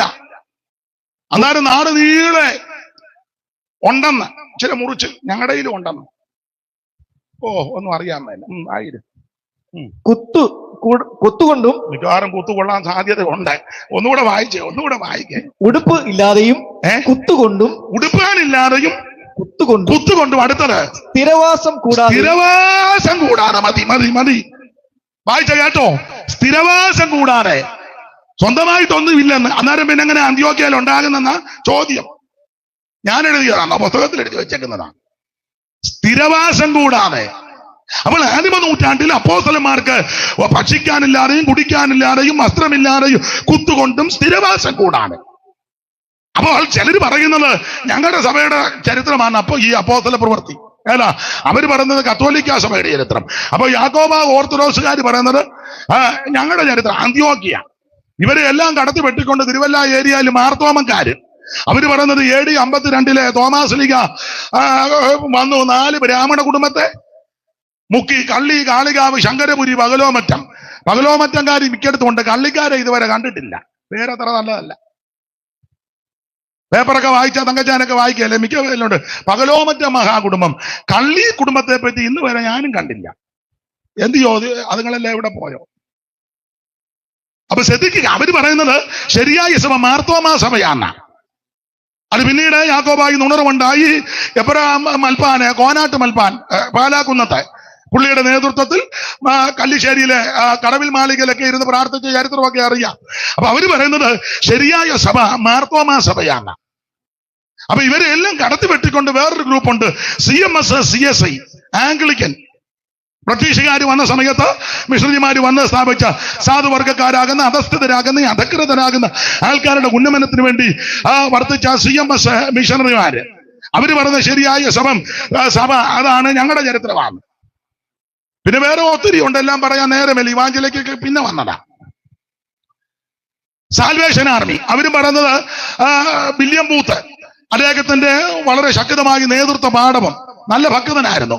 കടൽ തീരത്തുമൊക്കെ പോയി പാടി ആ ചരിത്രമൊക്കെ അറിയാമല്ലോ. ഹേ രക്ഷയാം ദിവ്യ സ്നേഹക്കടല് എന്നുള്ള പാട്ടുമൊക്കെ പാടി ആത്മസ്നാനമൊക്കെ പ്രാപിച്ച ചരിത്രം അറിയാം. അപ്പൊ അവര് പറയുന്നത് സാൽവേഷൻ ആർമി ഞങ്ങളുടെ ചരിത്രമാണ്. സൈന്യം അവർക്ക് എമ്പളമൊക്കെ ഉണ്ട്. ആ പോക്കൊക്കെ കാണാൻ ഒരു അഴകാ, ആ കൊടിയൊക്കെ പിടിച്ചുകൊണ്ട് നിൽക്കുന്നതും നല്ലതാ. അപ്പൊ അവര് പറയുന്നത് ഞങ്ങളുടെ ചരിത്രമാ അപ്പോസ്തല പ്രവൃത്തി 2. അപ്പൊ ഇവരെ എല്ലാം കടത്തി വെട്ടിക്കൊണ്ട ബ്രദറുകാർ വന്നേക്കുന്ന ബ്രദറൻ സഭ.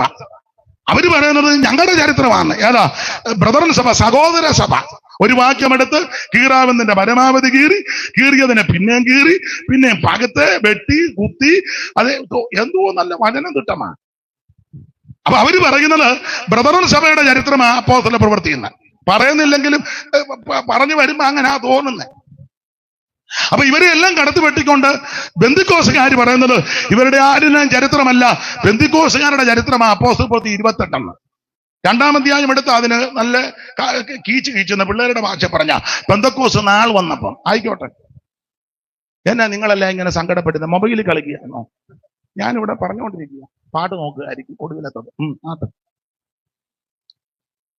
അപ്പൊ ശ്രദ്ധിക്കുക, പെന്തിക്കോസുകാർ പറയുന്നത് ഇത് പെന്തിക്കോസ് സഭയുടെ ചരിത്രമാ അപ്പോസ്തല പ്രവൃത്തി 2. പെന്തിക്കോസുകാർ വേറെ ഒരു ചരിത്രമുണ്ട്. ഈ ദേശത്ത് ഒത്തിരി പേരുണ്ട്, അവരെയൊക്കെ ഓർക്കുന്നു.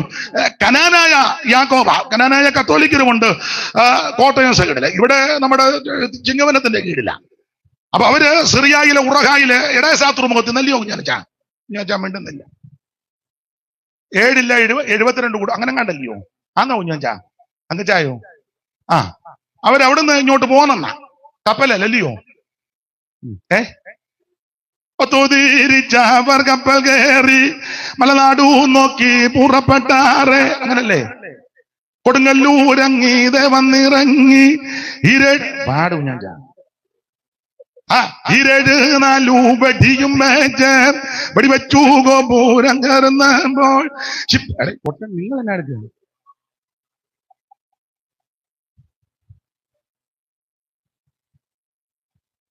വെടിവെച്ചു ഗോപുരം കയറുന്നപ്പോൾ ചിപ്പായിമാരവർ വിളികൊള്ളുന്നു, പള്ളിത്തണ്ടിന്മേൽ കൊടിയും കൂത്തി. ചെമ്പകചരിയും വെട്ടത്തു മന്നേനും ഉടന്ന് ഉറകാമാർ യൗസേപ്പെഴുന്നള്ളുന്നു. കത്തങ്ങൾ നാലാളരികിലുണ്ട്, ചമ്മച്ചന്മാരവർ കൂടെയുണ്ട്, കൊമ്മൻ ഗീനാനവൻ കൂടെയുണ്ട്. മതി അവർക്കുള്ളതായി അത് മതി. അപ്പൊ അവര് പറയുന്നത് ശരിയായ സഭ, കനാനായ സഭ, യഹൂദ പാരമ്പര്യമൊക്കെയാ പറയുന്നത്.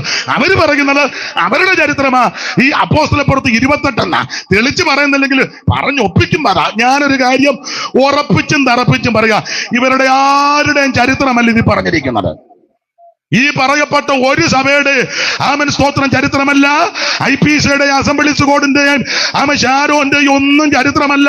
യാക്കോബായ, ഓർത്തഡോക്സ്, റീത്ത്, ലത്തീന്, London, CMS, Anglican, Salvation Army, Knanaya യാക്കോബ, കനാനായ കത്തോലിക്കര്, മലങ്കര, റീത്ത്, ലത്തീൻ കത്തോലിക്കര്, റോമൻ കാത്തലിക്, സിറിയന്, ഇവരുടെ ആരുടെയും ചരിത്രമല്ല. അപ്പോസ്തല പ്രവൃത്തി 2-ാം അധ്യായത്തിലെ ചരിത്രം ഏതാണെന്നറിയാമോ? രക്ഷിക്കപ്പെട്ടവരുടെ ചരിത്രം. യേശു ക്രിസ്തുവിനെ ഹൃദയം കൊണ്ട് വിശ്വസിച്ച് വായ് കൊണ്ട് ഏറ്റുപറഞ്ഞ് ക്രിസ്തുവിനെ രക്ഷിതാവായി സ്വീകരിച്ച വിശുദ്ധന്മാരുടെ ആദിമസഭയുടെ ചരിത്രമാണ് അപ്പോസ്തല പ്രവൃത്തി 2-ാം അധ്യായത്തിൽ. അതായി ചരിത്രം. അങ്ങനെയാണല്ലോ പുസ്തകത്തിലെ പ്രമാണം. കർത്താവ് രക്ഷിക്കപ്പെട്ടവരെ ദിനം പ്രതി ആ സഭയുടെ ചരിത്രമായി കൊടുത്തിരിക്കുന്നത്. അതേതാന്ന് നിങ്ങൾ തന്നെ താൻ വായിച്ച് ശോധന ചെയ്യ്. എന്റെ കൊങ്ങായിക്ക് പിടിക്കാൻ പറ്റരുത്. ദൈവത്തിന് മഹത്വം. അപ്പൊ ശ്രദ്ധിക്കുക. അപ്പോൾ ആദ്യത്തെ 5 പുസ്തകം ചരിത്ര പുസ്തകമാണ്. അത് ഒന്ന് യേശു ക്രിസ്തുവിന്റെ ചരിത്രം, 4 പുസ്തകം. 5-ാമത്തെ ചരിത്ര പുസ്തകം അപ്പോസ്തല പ്രവൃത്തി, അത് ആദിമ സഭയുടെ ചരിത്രം. പിന്നീട് ലേഖന പരമ്പരകളാ, 21 ലേഖനങ്ങൾ. റോമാലേഖനം മുതൽ യൂദയുടെ ലേഖനം വരെ 21. അത്യാവശ്യത്തിന് പോയി നിങ്ങൾ ഇങ്ങോട്ട് വന്നിരിക്കും.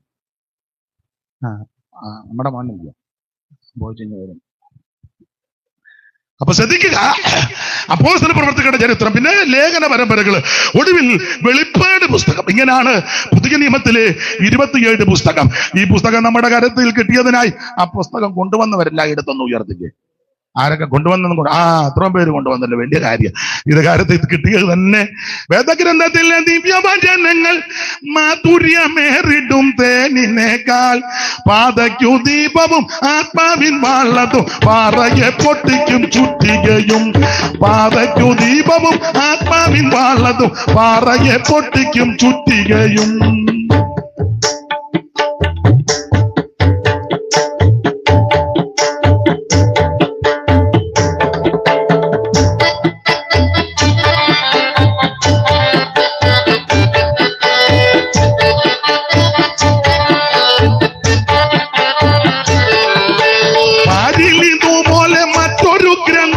പാരായണം ചെയ്തിട്ടില്ല ന്യൂനം. 2 ഭാഗങ്ങളങ്ങുണ്ടതിലാകവെ ഉണ്ട 66 പുസ്തകങ്ങൾ. 2 ഭാഗങ്ങളങ്ങുണ്ടതിലാകവെ ഉണ്ട 66 പുസ്തകങ്ങൾ.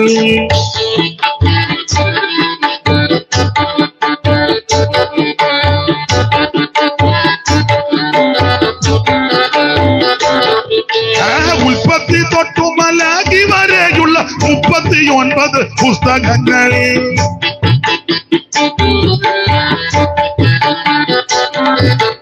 ഉൽപ്പത്തി തൊട്ടു മലാഖി വരെയുള്ള 39 പുസ്തകങ്ങൾ. ഉൽപ്പത്തി, പുറപ്പാടു, ലേവ്യ, സംഖ്യ, പിന്നെ ആവർത്തനം എന്നീ പഞ്ചഗ്രന്ഥം. ഉൽപ്പത്തി, പുറപ്പാടു, ലേവ്യ, സംഖ്യ, പിന്നെ ആവർത്തനം എന്നീ പഞ്ചഗ്രന്ഥം. പാടാൻ നേരമല്ല, ഇത്രയും കേട്ടാ മതി. അതിനുള്ള ഇരിപ്പായിരിക്കുന്നത് അത് മതി. അപ്പൊ ചുരുക്കി പറഞ്ഞാൽ ഇതുപോലെ ശ്രേഷ്ഠമേറിയ ഒരു പുസ്തകം വേറെ ഇല്ല. ഇത് ലഭിച്ചത് തന്നെ വലിയ മഹാഭാഗ്യമാണ്. അയ്യോ, ഇത് വായിക്കുന്നത് ഭാഗ്യമാണ്, കേൾക്കുന്നത് ഭാഗ്യമാണ്, ഇത് ആചരിക്കുന്നതും പ്രമാണിക്കുന്നതും ഭാഗ്യമാണ്. ആ ഭാഗ്യം ഇന്ന് രാത്രി എന്നെ കേൾക്കുന്ന എല്ലാവർക്കും സിദ്ധിക്കുവാൻ ഞാൻ ആത്മാർത്ഥമായി ദൈവത്തോട് പ്രാർത്ഥിക്കുക. അങ്ങനെയുള്ള ഈ പുസ്തകത്തിലെ ഒരു പുസ്തകമാണല്ലോ യോഹന്നാന്റെ സുവിശേഷം. ആ സുവിശേഷ പുസ്തകത്തിലെ 6-ാം അധ്യായത്തിന്റെ 49-50 തിരുവെടുത്താണ് നമ്മൾ വായിച്ചത്. യോഹന്നാന്റെ സുവിശേഷം. ദൈവത്തിന് മഹത്വം. ഇനിയും ചില കാര്യം പറയേണ്ടതുണ്ട്. ഇപ്പൊ ഏകദേശം ചിലർക്ക്, നിങ്ങൾക്ക് എല്ലാവർക്കും അറിയാമെങ്കിലും അറിയാത്ത ചിലർക്ക് ഈ പുസ്തകത്തെ പറ്റി ചെറിയ ഒരു എന്താണ് ഞമ്മ ഇതെന്നതാ എന്നതാണോ കനമുള്ളവരെണ്ണോ അമ്മമ്മ ഞാൻ നോക്കിയൊന്നുമില്ല, അങ്ങനല്ല, ഇത് ഇന്നതാണെന്ന് പറഞ്ഞു കൊടുക്കാനായി പറഞ്ഞു തന്നെ. അപ്പോൾ ഇങ്ങനെയുള്ള ഈ പുസ്തകത്തിലെ സുവിശേഷ പുസ്തകം, യോഹന്നാന്റെ സുവിശേഷം, അത് ഇടയ്ക്ക് കയറി പറയാ എന്തുവാ ഈ സുവിശേഷം? അയ്യോ, സുവിശേഷം മതം മാറ്റമല്ല, സഭ മാറ്റുകയല്ല, സംഘടന മാറ്റുകയല്ല, റോഡ് ഉപരോധിക്കുകയല്ല, റോഡിൽ ആൾക്കാരെ തടയുകയല്ല. എന്റെ ഭാഷയാ, വടിവേള് കറക്കി ആൾക്കാരെ ഇതിനകത്ത് ചേർക്കുന്നതല്ല, തോക്ക് ചൂണ്ടി ഭീഷണിപ്പെടുത്തി മതത്തിൽ ചേർക്കുന്ന മാർഗമല്ല. എന്തെങ്കിലും തരാം വാ, തരാം വാ, അങ്ങനെയുള്ള മാർഗമല്ലത്. അടുത്ത കാലത്തും ആരോ പറഞ്ഞെന്ന് കേൾക്കുന്നു, കഞ്ഞിയും കാശുമൊക്കെ കൊടുത്ത് കൊള്ളാം, ചോറ് കൊടുത്തിട്ട് കേൾക്കുന്നില്ല തള്ള, പിന്നെ ആ കഞ്ഞി.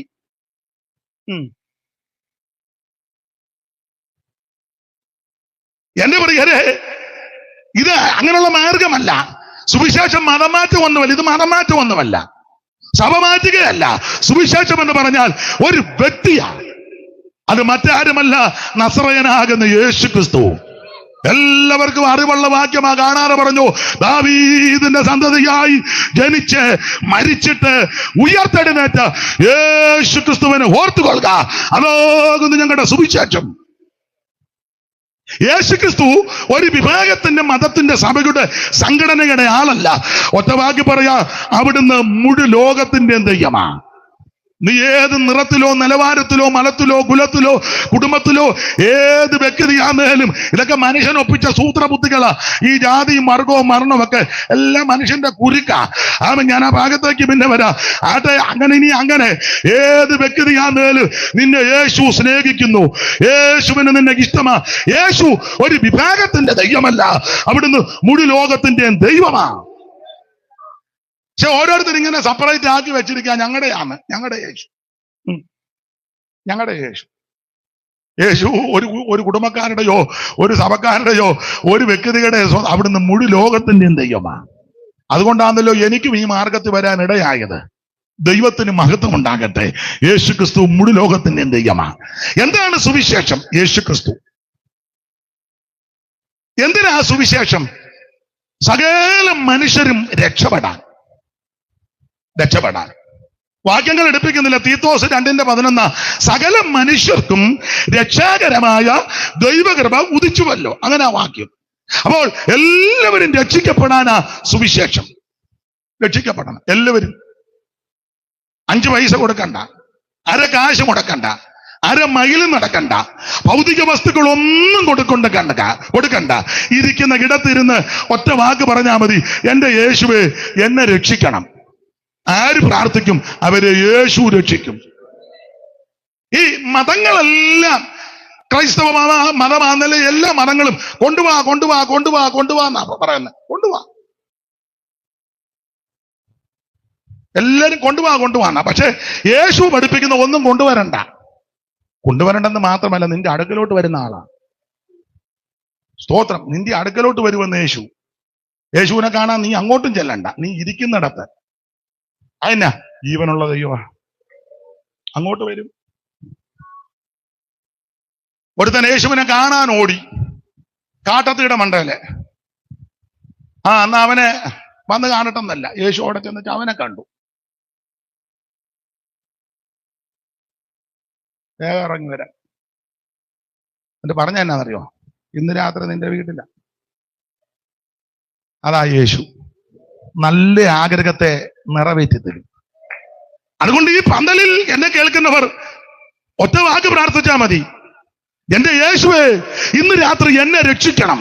സൂക്ഷം നിന്നെ രക്ഷിക്കും. അവിടുന്ന് രക്ഷിപ്പാൻ കഴിവുള്ളവനാ. അപ്പോൾ എന്താ ഈ സുവിശേഷം? യേശു ക്രിസ്തു. എന്തിനാ സുവിശേഷം? സകല മനുഷ്യരും രക്ഷപ്പെടാൻ. 5 പൈസ കൊടുക്കണ്ട, അര കാശ് കൊടുക്കണ്ട, അര മൈൽ നടക്കണ്ട, ഒന്ന്. ഇവിടെ പിന്നെ സ്തോത്ര കാഴ്ച എടുത്തത് ഇവിടുത്തെ ചില കാര്യങ്ങൾക്ക്, അല്ലാതെ രക്ഷിക്കപ്പെടാനും സ്വർഗത്തിൽ പോകാനൊന്നുമില്ല. ആന്നോ? അല്ല, പരിവക്കേടാ, അതുകൊണ്ട് എടുത്തതാ. സ്തോത്രം. അതെ. എന്നാലും അവര് ഈ ബദ്ധപ്പാടിന്റെ നടുവിൽ ഇത് നടത്തിയല്ലോ. ദൈവം നിങ്ങളെ അനുഗ്രഹിക്കട്ടെ. സ്വർഗത്തിൽ പോകാനൊന്നുമല്ല. സ്വർഗത്തിൽ പോകാൻ ഒറ്റ മാർഗമേ ഉള്ളൂ, യേശുവിനെ രക്ഷിതാവായി സ്വീകരിക്കണം. യേശു മാത്രമാ രക്ഷകൻ. ദൈവത്തിന് മഹത്വം ഉണ്ടാകട്ടെ. 5 പൈസ കൊടുക്കണ്ട. അല്ല, അങ്ങോട്ട് കാശുമായിട്ട് എന്നാ വല്ല ഗുണമുണ്ടോ? വായിച്ചേ.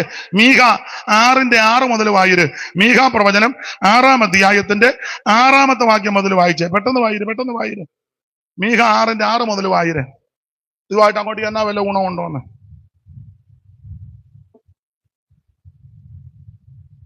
എന്തിയാ മീഖ ഇല്ലേ? ആ കാറ്റ് കൊണ്ട് താള് പറഞ്ഞു പോവാ.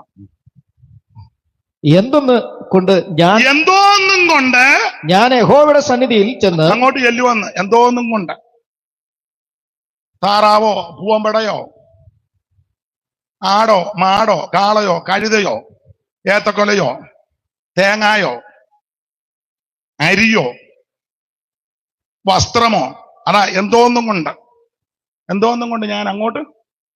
ഒന്നുകൂടെ വായിര്. എന്തോന്നുകൊണ്ട് ഞാൻ യഹോവയുടെ സന്നിധിയിൽ ചെന്ന് അത്യുന്നത ദൈവത്തിന്റെ മുമ്പാകെ കുമ്പിടേണ്ടു. അവിടെ ചെന്ന് ഞാൻ എന്തോന്നും കൊണ്ടായിരുന്നു കുമ്പിടുന്നത്? വായിര്. ഞാൻ ഹോമയാഗങ്ങളോടും ഹോമയാഗത്തിന് മൃഗം വേണം. അതാ ഞാൻ ആടിന്റെ ഒക്കെ കാര്യം പറഞ്ഞത്. ആടും ഒക്കെ ഹോമയാഗത്തിന് വേണം. അതാ ഞാൻ ഹോമയാഗങ്ങളും 1 വയസ്സ് പ്രായമുള്ള കാളക്കിടാക്കളോടും കൂടെ അവന്റെ സന്നിധിയിൽ ചെല്ലണമോ? അങ്ങോട്ട് ചെല്ലണോ? ചോദ്യമാ. ചെല്ലണോ? അടുത്തത് 1000 ആട്ടുകൊറ്റനിലും. അയ്യോടി 1000 ആട്ടുകൊറ്റനിലും നീ ഒരു കാളക്കിടാവുമായിട്ട് ഒരു ആട്ടുംകുട്ടിയായിട്ട് അങ്ങോട്ട് ചെല്ലുക. അന്നേരം ദൈവം തമ്പുരാൻ ഉണ്ടാകട്ടെ എന്ന് പറഞ്ഞപ്പോൾ 1000 കാട്ടുജന്തുക്കളെ ഉണ്ടാക്കിയിട്ടിരിക്കുക. 10,000 മൂന്നാറിലോട്ട് ചെന്നവരുമൊക്കെ പറയുന്ന കേട് മല നിറച്ചു വരയാടാ. അന്നേരം കറവ പറ്റിയ ഒരാടുമായിട്ട് നീ മനസ്സിലാകുന്നു. പാലില്ലെന്ന് കിടന്ന് ഞാലുക ദൈവത്തിന് കൊടുക്കാൻ. ഇതൊന്നും അവിടെ ഏക്കുകയല്ല ഉപയോഗിച്ച. വായിര്. 10,000 തൈല നദിയിലും യഹോവ പ്രസാദിക്കുമോ? ഇതിലൊന്നും ദൈവം പ്രസാദിക്കത്തില്ല. നിന്റെ തൈലവും വേണ്ട, പിണ്ണതൈലവും വേണ്ട, ബലാകുളിച്ചാതിയും വേണ്ട, എണ്ണയും വേണ്ട, കാച്ചിയ എണ്ണയും വേണ്ട, ഒന്നും ദൈവത്തിന് വേണ്ട. അയ്യോ ഞാന് ഇത് കസ്തൂരി മഞ്ഞളിട്ട് ഒന്നും വേണ്ടെന്ന്. ആടും വേണ്ട, മാടും വേണ്ട, ഒന്നും വേണ്ട. പിന്നെ അടുത്ത വാക്യമായി എന്റെ അതിക്രമത്തിന് വേണ്ടി ഞാൻ എന്റെ ആദിയാതിനെയും ഞാൻ ചെയ്ത പാപത്തിനു വേണ്ടി എന്റെ ഉദരഫലത്തെയും കൊടുക്കണമോ എന്ന് പറഞ്ഞ നരബലിയും വേണ്ട. ദൈവം പ്രസാദിക്കാൻ നരബലി വേണ്ട. നരബലിയിൽ പ്രസാദിക്കുന്ന ദൈവമല്ല ദൈവം. ആണ്ട എലന്തൂർ ഒരു തള്ള കണ്ടിച്ചു നരബലി. എനിക്കൊന്നും ഇപ്പൊ ജയിലില്ലാന്ന് തോന്നില്ലയോ? അവരുടെ പേര് ഞാൻ മറന്നുപോയി. എന്തുവാ ഈ നാശത്തിന്റെ പേര് ഓർക്കാതിരിക്കുന്ന നല്ലത്. എന്തിനാ ഇതിന്റെ വയ്യാവിലിയുടെ പേരോർത്തിരിക്കുന്നത്? നരബലി. ഞാനൊരു കാര്യം പറയാം. മതത്തിന്റെ പേര് പറഞ്ഞ്, ദൈവത്തിന്റെ പേര് പറഞ്ഞ്, സഭയുടെ പേര് പറഞ്ഞ്, സംഘടനയുടെ പേര് മനുഷ്യനെ കൊല്ലാക്കൊല ചെയ്യരുത്. അക്രമം അടിച്ചുവിടരുത്. എല്ലാവരെയും ബഹുമാനിക്കണം. മനുഷ്യനെ മനുഷ്യനായി കാണണം. ആ ഭാഗത്തേക്ക് ഞാൻ വരാം. സമയമുണ്ടെങ്കിൽ 2 കാര്യം പറയാം. നരബലിയിലൊന്നും ഇഷ്ടപ്പെടുന്നവനല്ല ദൈവം. കുഞ്ഞുങ്ങളെ കൊന്ന പ്രസാദം പ്രീതി ലഭിക്കുകയോ അബദ്ധം കാണിക്കരുത്. ഒരുത്തന്നെ കരുത്ത് കണ്ടിച്ചാൽ ദൈവം പ്രസാദിക്കും. വിഡ്ഢിത്തമൊന്നും കാണിച്ചേക്കരുത്. പിന്നെ എങ്ങനെയാ ദൈവം പ്രസാദിക്കുന്നത്? അടുത്ത വാക്യമായിര്. മനുഷ്യ നീലംപേരിക്കാരെ, എന്നെ കേൾക്കുന്നവരെ ശ്രദ്ധിച്ച് കേക്ക്. അയ്യോ അവിടെ മനുഷ്യ ഞാൻ പറയാ. അയ്യോ നീലംപേരിക്കാരെ, നല്ലത് എന്തെന്ന് അവൻ ദൈവം നിനക്ക് കാണിച്ചു തന്നിരിക്കുന്നു. പിന്നെ ന്യായം പ്രവർത്തിപ്പാൻ, ഇതാ ചെയ്യേണ്ടത്. ന്യായം പ്രവർത്തിപ്പാനും ദയാതൽപരനായിരിക്കാനും നിന്റെ ദൈവത്തിന്റെ സന്നിധിയിൽ താഴ്മയോടെ നടപ്പാനും അല്ലാതെ എന്താകുന്നു യഹോവ നിന്നോട് ചോദിക്കുന്നത്? എന്തുവാ ദൈവത്തിന് ആവശ്യം? നിന്റെ പണവും വേണ്ട, വസ്തുവും വേണ്ട, സ്വോത്രകാഴ്ചയും വേണ്ട, നിന്റെ കാശും പുത്തനും ഒന്നും ദൈവത്തിന് വേണ്ട. അതിനാ ദൈവം ഗതികേട് പിടിച്ചവനല്ല.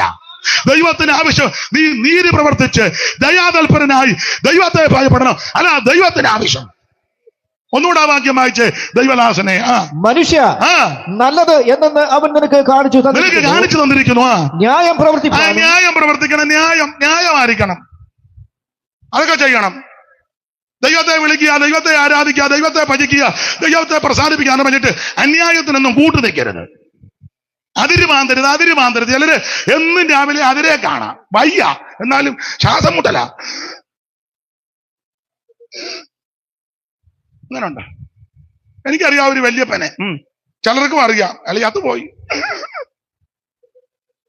ഒരു തോർത്ത് കൊടുത്തോണ്ട് എപ്പോഴും ഒരു 2 പൂമരശന്റെ കമ്പും കാണും. ഇത് തന്നെ പണി. വേറൊരു തള്ളാനെ എനിക്കറിയാം, വീടൊന്നും സ്ഥലമൊന്നും പറയുന്നില്ല. അവരുടെ സൂത്രം എന്നാന്ന് ചോദിച്ചാൽ, നടക്കാൻ മേല കൂനിയായിരിക്കും, എന്നാലും അതിരെ വന്നേച്ച് ഈ പിണ്ടി അങ്ങോട്ട് ഇറക്കി വെച്ച് കമ്പ് ഇങ്ങനെ ചായച്ചു വെക്കും. 2 ദിവസം കഴിയുമ്പോൾ പിണ്ടി അങ്ങോട്ട് താഴെ വീടും. ഉടനെ ആ പിണ്ടി അവിടെ എടുത്ത് വെച്ച് കമ്പ് കുത്തും. അപ്പൊ ഇച്ചിരി കിട്ടി. മനസ്സിലായില്ല. ഉള്ള അതിന്റെ വലിയ സൂത്രം ചെയ്ത് വെച്ചിരിക്കുന്നവരാ ഇതിനകത്ത്. പിന്നെ ഞാൻ പിണ്ടിയുടെ കാര്യം പറയുന്നത്, നീ ന്യായം പ്രവർത്തിക്കണം. സഹോദരങ്ങൾക്ക് എന്തെങ്കിലും കൊടുക്കാനുണ്ടെങ്കിൽ കൃത്യം കൊടുക്കണം. ചേട്ടനോ അനിയനോ എഴുത്തിക്കോ അനിയത്തിക്കോ പെങ്ങക്കോ ഒക്കെ കൊടുക്കാനുള്ളത് ഭാഗോടം പഠിക്കേ, കൃത്യമായിരിക്കണം. പുസ്തകം അങ്ങനെ പഠിപ്പിക്കുന്നത്. അപ്പൻ ചാകാറായി കിടന്ന് ഇങ്ങനെ ചരിഞ്ഞു കിടന്നപ്പോ കുറുക്കൊഴിച്ചു കൊടുത്തപ്പം വലത്തെ വിരൽ പിടിച്ച് അമുക്കി ഒപ്പേ, എന്നിട്ട് വെണ്ടർ കുഞ്ഞുഞ്ഞിനോട് പറഞ്ഞു പെട്ടെന്ന് എഴുതിക്കോളാൻ. കള്ളയാധാരം പോക്കുവരത്തും ചെയ്ത് നിന്നെ ദൈവം വിടുകയല്ല. നീ ഉപവദിച്ചാലൊന്നും ദൈവം കേൾക്കുകയല്ല, പ്രാർത്ഥിച്ചാലും കേൾക്കത്തില്ല. ഇതെല്ലാം ചെയ്ത് വെച്ച് പറയാം, ഞാൻ ഈ പ്രാവശ്യം 50 ബൈബിൾ കൊടുക്കുന്നത്. എന്നാത്തിന്? ഈ ചെയ്ത് ചെയ്തേച്ചോ. 21 ഇരിക്കുക. എന്തിനാടാ ഇങ്ങനെ കഞ്ഞിയും വെള്ളം കുടിക്കാതിരിക്കുന്നേ? മിണ്ടുന്നില്ലല്ലോ, ഇളക്കമെല്ലാം തീർന്നെന്ന് തോന്നുന്നു. ന്യായം പ്രവർത്തിക്കണം. നിന്റെ കൈ വെടിപ്പായിരിക്കണം. കയ്യിലെ അകൃത്യം ഒന്നും കാണരുത്. ദയാതൽപരനായിരിക്കണം. ദയ, മനുഷ്യനോട്, സഹജീവികളോട് സഹാനുഭൂതി, അയലത്തുകാരോട്, സ്നേഹിതരോട്, വേണ്ടപ്പെട്ടവരോട്, സമൂഹത്തോട് ഒക്കെ നമുക്ക് പ്രതിബദ്ധത വേണം. ദയ വേണം. വേണ്ടേ? ചില പെന്തിക്കോസുകാരും ചില ക്രിസ്ത്യാനികളും, എല്ലാരുമല്ല, ചിലര് വാക്യം എഴുതി വെച്ചിരിക്കുക. നമ്മൾ പോകുമ്പോ കാണാം, യഹോവയാൽ അനുഗ്രഹിക്കപ്പെട്ടവനെ എങ്ങനെ എന്തിന് പുറത്ത് നിൽക്കുന്നു. അന്ന് അങ്ങോട്ട് ചെല്ലാന്ന് വെച്ചപ്പം ഗേറ്റാലെ പട്ടിയുണ്ട്, സൂക്ഷിക്കുക. എന്തിനാടാ ഇത് രണ്ടും കൂടെ എഴുതി വെച്ചേക്കുന്നേ? ഒന്നെങ്കിൽ പട്ടിയുണ്ടെന്ന് എഴുതി വെക്കണം, ഇല്ലെങ്കിൽ യഹോവയാൽ അനുഗ്രഹിക്കപ്പെട്ടവനെ വെടിവെക്കുകയും തല്ലിക്കൊല്ലുകയും ചെയ്യുന്നേ. ഭിക്ഷക്കാരൻ വന്നാൽ പോലും 10 രൂപ കൊടുക്കാത്ത 6 പിശുക്കന്മാര് ഇതിനകത്തും കാണും. ഇരിപ്പ് കണ്ടിട്ട് എനിക്ക് ചിലരെ ഡൗട്ട് ഉണ്ട്. ഉള്ളതുപോലെ പറയണമല്ലോ. ദയ വേണേ, ദയ വേണം. നമ്മുടെ വീട്ടിൽ രാവിലെ ഒരാൾ വന്നാൽ നമ്മുടെ കേരളത്തിലെ ഇപ്പോഴത്തെ രീതി അനുസരിച്ചാ ഒരു കട്ടൻ കൊടുക്കുക എന്നുള്ളത് സാമാന്യ മര്യാദപ്പെട്ടതാ. ചെല്ലി വയ്ക്കും, കുടിച്ചാച്ചായിരിക്കും വന്നല്ലയോ. ചെല്ലി പറയുന്നതാണ്, ഞങ്ങൾ കട്ടൻ കുടിച്ചതേ ഉള്ളൂ. ചെല്ല് വേണ്ടായിരിക്കും അല്ലയോ. കൊടുക്കാൻ മനസ്സുള്ളവൻ ഇതൊന്നും അല്ല പറയുന്നത്. കൊടുക്കാൻ മനസ്സുള്ളവൻ ചോദിക്കും, മധുരം ഉപയോഗിക്കുമോ? അപ്പൊ അവന് വേണ്ടെങ്കിൽ പറയും, ഞാൻ ഒരെണ്ണം കുടിച്ചാച്ചാ വന്ന വേണ്ട. ഉപയോഗിക്കുമെങ്കിൽ ഉപയോഗിക്കും, ഇല്ലെങ്കിൽ ഇതാ അതിന്റെ സാമാന്യ മര്യാദ. ആർക്കും ഒന്നും പിടി കിട്ടുന്നില്ല. ഞാൻ ആ ഭാഗം അങ്ങ് വിടുക. ദയൊക്കെ ഉണ്ടായിരിക്കണേ. ദയ, നിന്റെ ദയ ജീവനേക്കാൾ നല്ലത്. അവിടുത്തെ ദയ ഉള്ളത് കൊണ്ടാണ് ഇന്ന് രാത്രി ഞാനും നിങ്ങളും ആയുസോട് ഇവിടെ ഇരിക്കുന്നത്. മനസ്സിലായോ? ദയ ഉള്ളത് കൊണ്ടാ, അവിടുന്ന് ദയ തോന്നിയത് കൊണ്ടാ. വിലാപങ്ങളിലെ വാക്യം നമുക്കറിയാം, നാം മുടിഞ്ഞു പോകാതിരിക്കുന്നത് ദൈവത്തിന്റെ ദയ. കാത്ത കൃപയിൻ കാലം മുഴുവൻ നീ കൈവിടാതെന്നെ കൺമണി പോലെ. കാത്തു കൃപയിൻ കാലം മുഴുവൻ നീ കൈവിടാതെന്നെ കൺമണി പോലെ. കലങ്ങിയുള്ളം തീറും നേരം, കലങ്ങിയുള്ളം തീറും അരികിൽ വന്നേരി ആശ്വാസം, അരികിൽ വന്നേരി മമ മനാല വിപ്രേമത്താലേ, മമ മനാല വിപ്രേമത്താലേ നിറയും നേയുള്ള. ചേർത്ത് പാട്.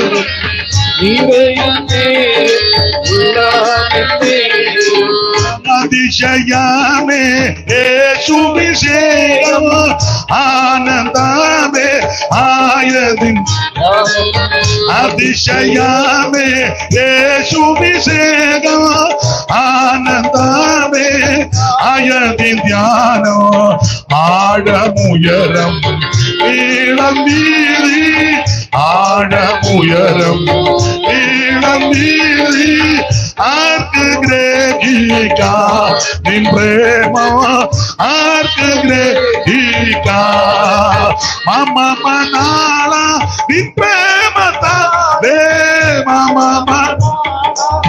പ്രേമത്താലേ ഇടയും നീ എന്നുള്ള ഓ നിറയുന്നേ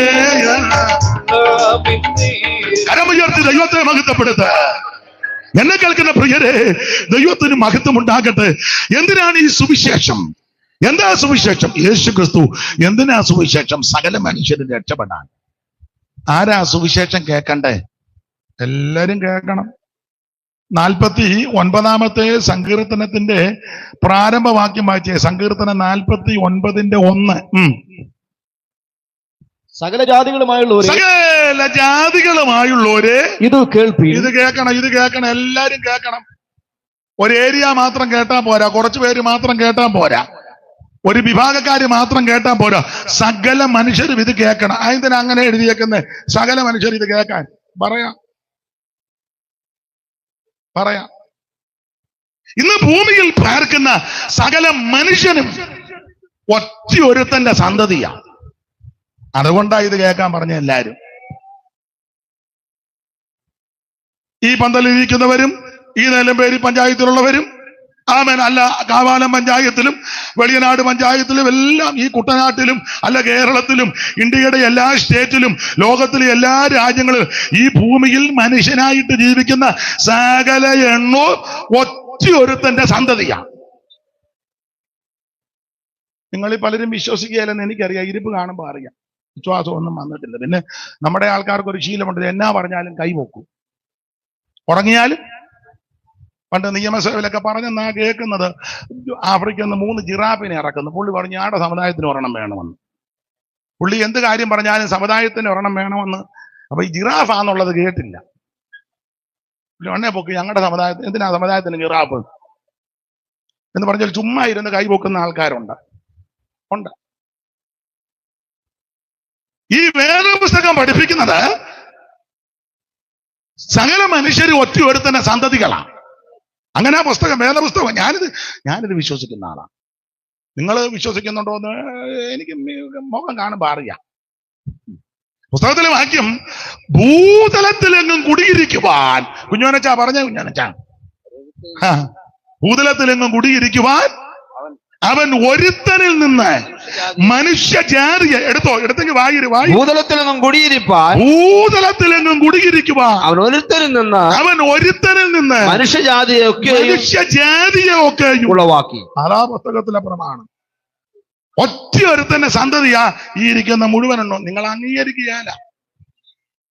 എന്നാലും ഇതിനകത്ത് വന്നാൽ ഞങ്ങൾ ഇച്ചിരി കൂടിയതാ, അവര് കുറഞ്ഞത്. എന്നോടൊരാള് ഞാൻ സംസാരിച്ച് ചോദിച്ചു, അവരും നിങ്ങളുടെ കൂടെ അല്ലേ? ആ, ഞങ്ങളുടെ കൂടെ. മറ്റേതാ?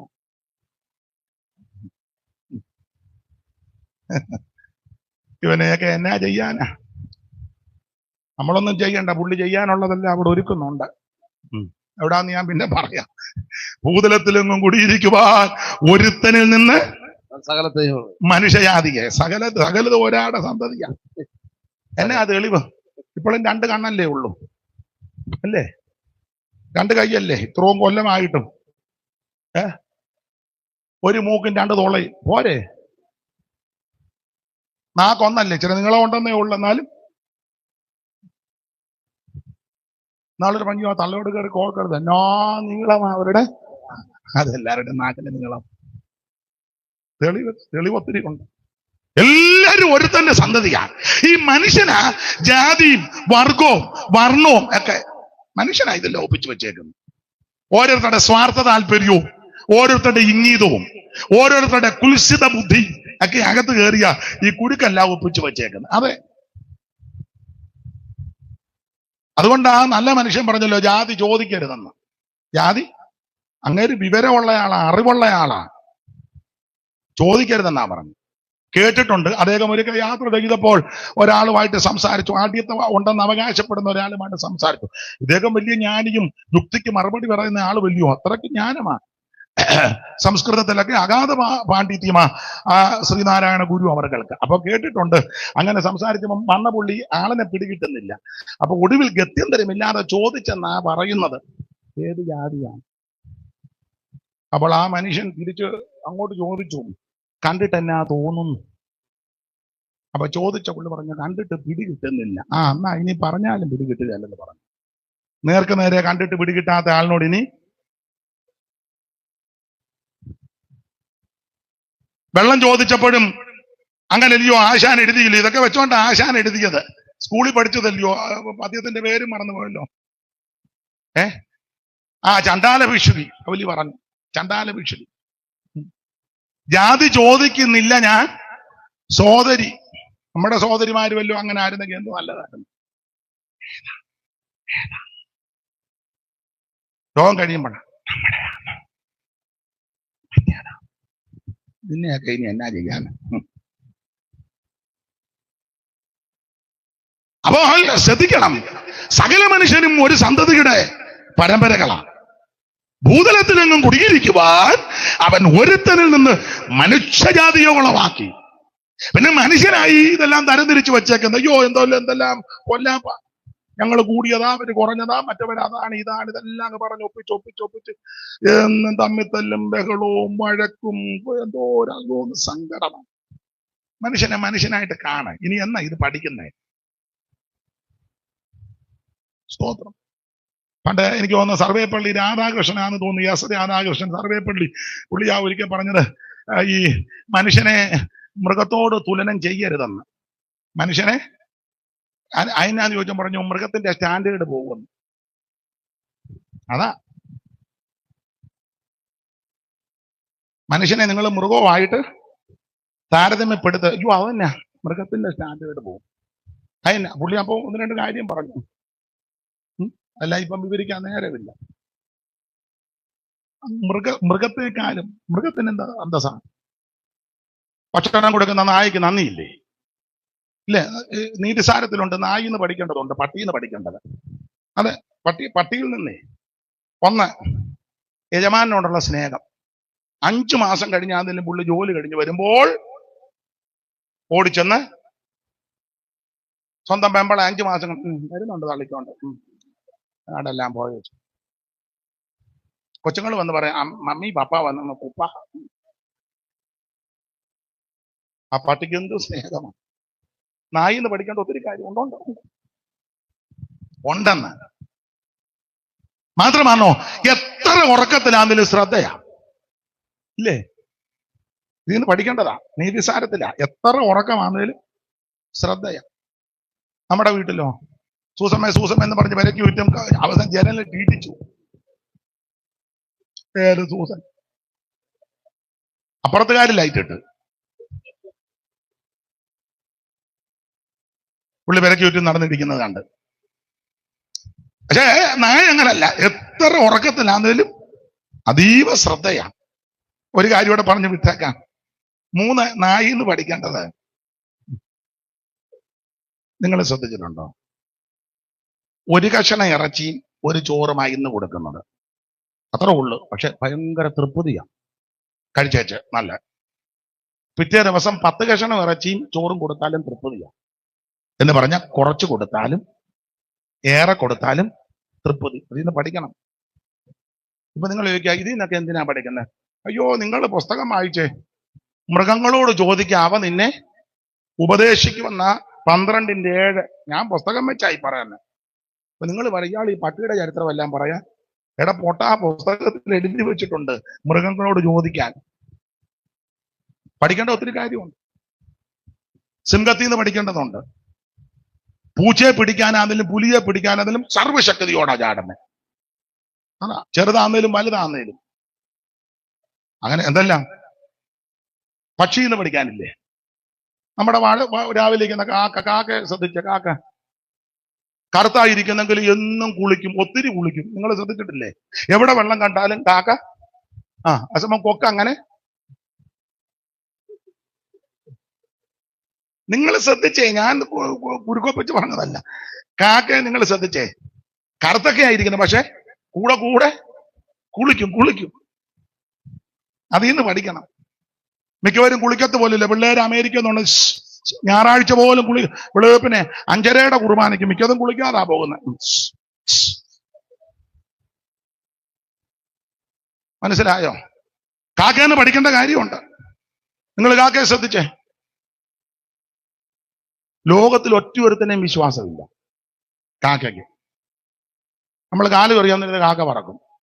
കാക്ക പറയുന്ന കാക്കേനെ അതാ വിശ്വാസം. അടുത്തത് കാക്കേന്ന് പഠിക്കും. ഏത് കൊലകൊമ്പന്റെ കയ്യിരിക്കുന്ന അപ്പോ അതെല്ലാം കൊത്തിപ്പെടും. പഞ്ചായത്ത് പ്രസിഡന്റ് ആദ്യം അവന്റെ ഉച്ചക്കിട്ട് കുത്തിയച്ചായിരിക്കും. അപ്പം കാക്കയ്ക്ക് ഇതൊന്നും പ്രസിഡന്റ് ആണോ, പാസ്റ്റർ ആണോ, സെൻട്രൽ പാസ്റ്റർ ആണോ, മെത്രാനാണോ, തിരുമേനിയാണോ കാക്കയ്ക്ക് വല്ലോ. പണ്ട് കാര്യമ്പള്ളി ചാക്കോച്ചൻ പറയുമ്പോൾ തുരുതുരുത്തുരുത്തിനാ നടി വരുമ്പോഴാ മണ്ഡലം പ്രസിഡന്റ്. കാക്കയ്ക്ക് ഇത് വല്ലോ വിഷയമാണോ? അപ്പൊ കാക്ക ഇതിന്നൊക്കെ പഠിക്കേണ്ട കാര്യങ്ങളാണ്. അതെ, നമുക്ക് വിഷയത്തിൽ വരാം. ദൈവത്തിന് മഹത്വം. അപ്പൊ എന്താ ഈ സുവിശേഷം? സുവിശേഷം യേശു ക്രിസ്തു. എന്തിനാ സുവിശേഷം? സകല മനുഷ്യനും രക്ഷപ്പെടാൻ. ആരാ കേൾക്കേണ്ടത്? സകല മനുഷ്യനും കേൾക്കണം. അതാണ് 49 വെച്ച സകല ജാതികളുമായുള്ളവരെ. മനുഷ്യനാണ് ജാതി സ്പർദ്ധയൊക്കെ ഉണ്ടാക്കി വെച്ചത്. എഴുത്തച്ഛൻ അധ്യാത്മരാമായണത്തിൽ ഒരു വരി ഇങ്ങനെ എഴുതി, പഠിച്ചിട്ടുള്ളവർക്കറിയാം. ബ്രാഹ്മണോകം നരേന്ദ്രോകം ആഡ്യോഗമെന്നിങ്ങനങ്ങാമൃഡിതം കലർന്നിടുന്ന ജാന്തരേ, ജന്തുക്കൾ ഭക്ഷിച്ച് കാച്ചിച്ചു പോകിലും ബന്ധു വെണ്ണീറായി ചമഞ്ഞു പോയിടിലും മണ്ണിന് കീടായി കൃമികളായി പോകിലും നല്ല ദേഹം ഭോഗങ്ങൾ ഓരോഷണ പ്രമാചഞ്ചലം വേഗേന നഷ്ടമാം ആയുസ് മൂർഖ നീ വക്കിനി സന്തപ്ത ലോകസ്ഥാബുബിന്ദുനാ സന്നിപം മർത്യജന്മം ക്ഷണപങ്കുരം. സ്കൂളിൽ പഠിച്ചതാ. നിങ്ങളും പഠിച്ചതല്ലേ പിള്ളേരെ? ഓ എന്റെ ഭാഷ ഞങ്ങൾ പഠിച്ച ചരിത്രമൊന്നും ഞങ്ങൾ പഠിക്കായിരുന്നു. ഈ പന്തലിന്റെ കീഴിൽ വന്നിരിക്കുവോ? അതാ ഇപ്പൊ നിങ്ങൾ ചിന്തിക്കുന്നു. അപ്പൊ ശ്രദ്ധിക്കുക, ബ്രാഹ്മണ ക്ഷത്രിയ വൈശ്യ ശൂദ്ര സംസ്കാരം എന്ന് പറയാൻ എനിക്ക് താല്പര്യമില്ല. ഈ ഒപ്പീരെല്ലാം ഒപ്പിച്ച് വെച്ചേക്കുന്നത്. അപ്പോൾ ഇതെല്ലാം മനുഷ്യനൊപ്പിച്ചതാ. പക്ഷേ വേറെ പുസ്തകം പഠിപ്പിക്കുന്നത് സകല എണ്ണോ ഒറ്റയൊരുത്തന്നെ സന്തതിയാ. അതുകൊണ്ടാ പറഞ്ഞത് സകല ജാതികളുമായുള്ളവര് ഇത് കേൾക്കണം. ഏതാ? സുവിശേഷം കേൾക്കണം. സ്പർദ്ധയൊന്നും ഉണ്ടാക്കരുത്. ദൈവത്തിന് മഹത്വം. ഞാൻ ഓടിച്ചങ്ങ് നിർത്താം. ദൈവത്തിന് മഹത്വം. എന്തുവാ സുവിശേഷത്തിന്റെ വിശേഷത? സുവിശേഷം വന്നെങ്കിൽ മനുഷ്യനായി കാണാൻ പറ്റൂ. സുവിശേഷം കൊല്ലുന്ന മാർഗമല്ല, സുവിശേഷം ജീവിപ്പിക്കുന്ന മാർഗമാണ്. എന്തുവാ സുവിശേഷത്തിന്റെ വിശേഷത? ഒത്തിരി പറയാനുണ്ട്, എല്ലാം ഇപ്പൊ നേരമില്ല. സുവിശേഷത്തിന്റെ വിശേഷത ആമേൻ. കർത്താവാകുന്ന യേശു ക്രിസ്തുവിന്റെ തിരുപ്പിറവിയോടുള്ള ബന്ധത്തിൽ ലൂക്കോസിന്റെ സുവിശേഷം 2-ാം അധ്യായത്തിന്റെ 8 മുതൽ താഴോട്ട് 13 വരെയുള്ള തിരുവെഴുത്ത് വായിക്കുമ്പോൾ അവിടെ 5-6 കൂട്ടം കാര്യം പറഞ്ഞിട്ടുണ്ട്. എല്ലാം പറയാൻ നേരമില്ല. 1-2 കാര്യം പറഞ്ഞേച്ച് ആ ഭാഗം വിടാം. ലൂക്കോസ് 2-ന്റെ 8 മുതൽ താഴോട്ട് ആ കണ്ണിക തുടങ്ങുന്നത് മുതൽ വായിച്ചേ. അന്ന് ആ പ്രദേശത്ത് ഇടയന്മാർ രാത്രിയിൽ ആട്ടിൻകൂട്ടത്തെ ഇടയന്മാർ രാത്രിയിൽ ആട്ടിൻകൂട്ടത്തെ കാവൽ കാത്ത് വെളിയിൽ പാർത്തിരുന്നു. അപ്പോൾ കർത്താവിന് ഒരു ദൂതൻ അവരുടെ അരികെ നിന്നു. കർത്താവിന്റെ തേജസ് അവരെ ചുറ്റി മിന്നി അവർ ഭയപരവശരായി തീർന്നു. ദൂതൻ അവരോട് ഭയപ്പെടേണ്ട, സർവ്വജനത്തിന് ഉണ്ടാകുവാനുള്ള ഒരു മഹാസന്തോഷം. വായിച്ച സമയം കളയിപ്പിക്കുന്നില്ല. നിങ്ങൾ വേദപുസ്തകമൊക്കെ തുറക്കുകയും വായിക്കുകയും ചെയ്യുന്നവരാ. അവിടെ യേശു ക്രിസ്തുവിന്റെ തിരുപ്പിറവി, കർത്താവ് ജനിക്കുക ഈ ഭൂമിയിലെ മറിയത്തിന്റെ ഉദരത്തിൽ വചനം ജഡമായി. ആമേൻ. പ്രസവകാലം തികഞ്ഞു. യേശുവിനെ അമ്മ പ്രസവിച്ചു. എങ്ങും സ്ഥലമില്ലാകിയാൽ പശുത്തൊട്ടിയിൽ കൊണ്ട് കിടത്തി. പശുത്തൊട്ടിയിൽ അല്ല ചാക്കോച്ച പ്രസവിച്ചത് വേറൊരു സ്ഥലത്ത്. ഇടമൊന്നും ഇല്ലാഞ്ഞത് കൊണ്ട് പശുത്തൊട്ടിയിൽ കൊണ്ട് കിടത്തിയെന്നേ ഉള്ളൂ. അല്ലാതെ അവിടെ അല്ല പ്രസവിച്ചത്. അപ്പൊ അവിടെ കൊണ്ട് കിടത്തി. അപ്പോൾ അന്ന് ആ ദേശത്ത് ഇടയന്മാര് ആടുകളെ തീറ്റി വെളിമ്പ്രദേശത്ത് വിശ്രമിക്കുക. പെട്ടെന്ന് സ്വർഗീയ സൈന്യത്തിന്റെ ഗാനാലാപവും ദൂതന്മാരുടെ പ്രത്യക്ഷത. ആ പ്രത്യക്ഷത വന്നപ്പോൾ സംഭവിച്ച കാര്യം എന്തോ സംഭവിച്ചു. യേശുവിന്റെ തിരുപ്പിറവി. യേശു ആരാ? യേശു ആ സുവിശേഷം. യേശു ആമൻ സത്യസുവിശേഷം. ആ സുവിശേഷത്തിൽ എന്ത് സംഭവിച്ചു? അവിടെ ഒരു പദമുണ്ട്. ഒന്ന്, സുവിശേഷം ആമൻ ഈ ഭൂമിയിലേക്ക് വന്നപ്പോൾ ഇരുട്ട് മാറി. കാരണം അവിടെ ഒരു പദമുണ്ട്, രാത്രിയിൽ എന്നാ കൊടുത്തേക്കുന്നത്. അങ്ങനല്ലയോ എഴുതിയേക്കുന്നത്? രാത്രിയിൽ. അത് വായിച്ച രാത്രിയിൽ ഉണ്ട്, കണ്ടു വന്ന് കാണാൻ മേല. ആ പ്രദേശത്ത് ഇടയന്മാർ രാത്രി അപ്പൊ ഇത് രാത്രി നടന്ന സംഭവം. ഈ രാത്രിയിൽ ഒരു വെളിച്ചം മിന്നി, അങ്ങനല്ലേ? മിന്നി. ഒരു ദൂതൻ അവർ അറിയുന്നത് കർത്താവിന്റെ തേജസ് അവരെ ചുറ്റി മിന്നി. അപ്പോൾ രാത്രിയിൽ തേജസ് മിന്നി. അർത്ഥം ഇത്രയേ ഉള്ളൂ, ഇരുട്ട് മാറി എന്ന് പറഞ്ഞാൽ സുവിശേഷം കൊണ്ട് ഇരുട്ട് മാറും. എത്ര വ്യക്തികളുടെ ഇരുട്ടാ മാറിയത്. കുടിച്ചും നശിച്ചും ജീവിതം ഒടുക്കുവാൻ നാട്ടുകാർക്കും വീട്ടുകാർക്കും ബന്ധുക്കാർക്കും സമൂഹത്തിനും വേണ്ടാതെ എല്ലാം നശിച്ച് നാറാണക്കല്ല് പിടിപ്പിച്ച് മുടിഞ്ഞു മുണ്ടക്കോല് തല്ലിയ എത്ര വ്യക്തികൾ സുവിശേഷത്താൽ രക്ഷപ്പെട്ടു. പോലീസിന്റെ ലാത്തിക്കോ തത്വസംഹിതകൾക്കോ പ്രത്യേക ശാസ്ത്രങ്ങൾക്കോ മറ്റ് ചിന്താഗതികൾക്കൊന്നും മനുഷ്യന് ഇതിന് മാറ്റം വരുത്തുവാൻ കഴിവില്ലാതിരിക്കുമ്പോൾ ഇന്ന് രാത്രി മനുഷ്യന്റെ സ്വഭാവത്തിന് മാറ്റം വരുത്തുവാൻ കഴിവുള്ള, ജീവിതത്തിന്റെ ഇരുട്ട് മാറ്റുവാൻ കഴിവുള്ളത് സുവിശേഷമാണ്. അതാ ഇവിടെ പറഞ്ഞുകൊണ്ടിരിക്കുന്ന സുവിശേഷം ഇരുട്ട് മാറ്റുന്ന മാർഗം. ഇരുട്ട് എത്ര വ്യക്തി ഇവിടെ ഇരിക്കുന്ന എത്ര പേര് ഈ മൈക്ക് കൊടുത്ത സാക്ഷ്യം പറയും? സ്തോത്രം. കുടിച്ചും നശിച്ചും ആരോഗ്യം ഉണ്ടാക്കി വെച്ച കഞ്ഞി പോലും കുടിക്കാൻ കൊച്ചുങ്ങൾക്ക് ഇടയായില്ല. കട്ടിലിനടി കയറിയിരുന്ന് ആകെ നശിച്ചു കിടന്ന എത്ര എണ്ണം. ദൈവത്തിന് മകത്ത് ഈ സത്യസുവിശേഷം ഇല്ലയോ കുഞ്ഞാണച്ചാ? ദൈവത്തിന് മകത്ത് എത്ര എണ്ണം. സുവിശേഷം നിന്റെ ജീവിതത്തിന്റെ ഇരുട്ട് മാറ്റും. സുവിശേഷം എത്ര കുടുംബങ്ങളുടെ ഇരുട്ട് മാറ്റി. കുടുംബങ്ങളുടെ ഇരുട്ട് എത്ര കുടുംബങ്ങള് ഇല്ലേ? അലോകവും അടിപിടി സ്വൈരക്കേടും സ്വസ്ഥതക്കേടും ഒക്കെയാൽ എത്ര കുടുംബങ്ങൾ. പക്ഷേ സത്യസുവിശേഷം ചെന്ന് എത്ര കുടുംബങ്ങളുടെ സ്വസ്ഥത പരിഹരിച്ചു, അസ്വസ്ഥത മാറ്റിക്കൊടുത്തു. അല്ലാ സുവിശേഷം. ഇന്ന് രാത്രി ഇരുട്ട് മാറ്റുന്ന മാർഗമാണ് സുവിശേഷം. അല്ല, ഇത് മാത്രമല്ല, ദേശത്തിന്റെ നാടിന്റെ ഇരുട്ട് മാറ്റും, സമൂഹത്തിന്റെ ഇരുട്ട് മാറ്റും. അല്ല, എല്ലായിടത്തും ഞാൻ പറയുന്നതാ, ഈ രാജ്യങ്ങളുടെ ഇരുട്ട് മാറ്റിയില്ലയോ? എന്തിനാ ദൂരോട്ട് പോകുന്നത്? അമേരിക്കയിലെ, ഉഗാണ്ടയിലെ, ഓസ്ട്രേലിയയിലെ കാര്യം അവിടെ നിൽക്കട്ടെ, ഇവിടുത്തെ കാര്യം പറയുക. ഈ കൊച്ചു കേരളം നല്ലതാ. ഈ കേരളത്തിന്റെ ഇരുട്ട് മാറ്റിയില്ലേ? ഇപ്പോഴും അത്ര പൂർണ്ണമായിട്ട് മാറിയെന്നൊന്നും ഞാൻ പറയുന്നില്ല, നിങ്ങൾക്കറിയാം. എന്നാലും ഒത്തിരി വ്യത്യാസം വന്നു. ഇരുട്ട് മാറ്റി. അതെന്നാ പറയാം. ഒരു കാലത്ത് കേരളത്തിൽ അയിത്തം അതൊരു ഇരുട്ടാ. പട്ടിക്കും പന്നിക്കും എല്ലാം വഴിയിൽ കൂടെ നടക്കാം, മനുഷ്യന് നടക്കാൻ മേല. ആണെന്ന് പട്ടിക്കും പന്നിക്കും എല്ലാം വഴിയിൽ കൂടെ നടക്കാം. ഒരു കാലത്ത് മനുഷ്യർക്ക് എല്ലാ വഴിയിൽ കൂടെ നടക്കാനൊക്കത്തില്ല. നീലമ്പേരി അമ്പലത്തിനോട് ചേർന്ന് എല്ലാവർക്കും നടക്കാൻ പറ്റുമായിരുന്നോ? കൂട്ടുമേൽ അമ്പലത്തിന്റെ അകത്ത് എല്ലാവർക്കും കയറാൻ പറ്റുമോ? വലിയ വലിയ സ്ഥലങ്ങളിൽ എല്ലാവർക്കും കയറാൻ പറ്റുമോ? തെരുവിൽ കൂടെ എല്ലാവർക്കും നടക്കാൻ പറ്റുമോ? എല്ലാവർക്കും ദർശനം കൊടുക്കുമോ? എല്ലാവർക്കും കയറാൻ പറ്റുമോ? അയിത്തം. ഓരോ ജാതിക്കും ഇത്ര അടി ദൂരം നിൽക്കണം. വലിയ വലിയ പുള്ളിക്കാരി വരുമ്പോ ശബ്ദമുണ്ടാക്കും, ഹോയ് ഹോയ് ഹോയ്. ബാക്കിയുള്ളതെല്ലാം ഓടിക്കോണം. നായർ ഇത്രയടി, ഈഴവർ ഇത്രയടി, പുലയർ ഇത്രയടി, സാമ്പവർ ഇത്രയടി, ബാക്കി ഓരോ ജാതിക്ക് ഇത്രയടി കണക്കിട്ടിരിക്കുക. കണക്ക്. ആ അടി മാറി നിന്നില്ലേ വേറെ അടി. അടിയുടെ പെരുന്നാളാ. ആണെന്ന് ഇതുപോലെ അന്ധകാരം പിടിച്ചൊരു കാലം. മാത്രമാണോ ഇതുപോലെ വെള്ളത്തുണി എടുത്തോണ്ട് എല്ലാവർക്കും ഒന്നും റോഡിൽ കൂടെ നടക്കാനൊക്കത്തില്ല. എല്ലാവർക്കും, എല്ലാ വിഭാഗക്കാർക്കും. എല്ലാം ഞാൻ പറയുന്നില്ല, നിങ്ങൾക്ക് എന്നേക്കാൾ നന്നായിട്ട് ചരിത്രം പഠിച്ചിട്ടുള്ളവരും അറിവുള്ളവരുമാ. മാത്രമാണോ ജോലി ചെയ്താൽ കൂലി ചോദിച്ച് ചെല്ലാൻ പറ്റുമോ? വീട്ടുമുറ്റത്ത് കയറ്റുമോ? കേട്ടിട്ടുണ്ട്. ചിലപ്പോൾ നിങ്ങളുടെ വല്യപ്പച്ചനോ വല്യമ്മച്ചിയോ ഒക്കെ പറഞ്ഞു കേട്ടിട്ടുണ്ട്. വലിയ മിറ്റത്തിന്റെ അങ്ങേയറ്റത്ത് കുഴി കുത്തും, ഇലയൊക്കെ കോട്ടി വെക്കും. അങ്ങനെയൊക്കെയാ. അങ്ങനത്തെ കാലം ഉണ്ടായിരുന്നു. പള്ളിക്കൂടത്തിൽ കയറ്റുമോ? ഇതുപോലെ അന്ധകാരം പിടിച്ച ഇരുട്ട് പിടിച്ചൊരു സ്കൂളിൽ കയറ്റത്തില്ല. തിരുവനന്തപുരത്ത് വർഷങ്ങൾക്ക് മുമ്പ് ഒരു പെൺകുട്ടിയെ സ്കൂളിൽ കൊണ്ടിരുത്തി. ആ പെൺകുട്ടിയുടെ പേര് പഞ്ചമീന്ന. സ്കൂളിലിരുത്തി. അന്നത്തെ ആഠ്യത്വമുള്ളവര്, അവകാശപ്പെട്ടവര് പള്ളിക്കൂടത്തിന് തീ വെച്ചു. അതന്നെ ഈ സാധുവായ അധസ്ഥിതയായ പെൺകുട്ടിയെ പള്ളിക്കൂടത്തിന് തീ വെച്ചെന്ന്. ആ പെൺകുട്ടിയുടെ പേര് പഞ്ചമീന്ന. സമാന സംഭവമാ പുല്ലാട്ടുണ്ടായത്. പുല്ലാട് ലഹള.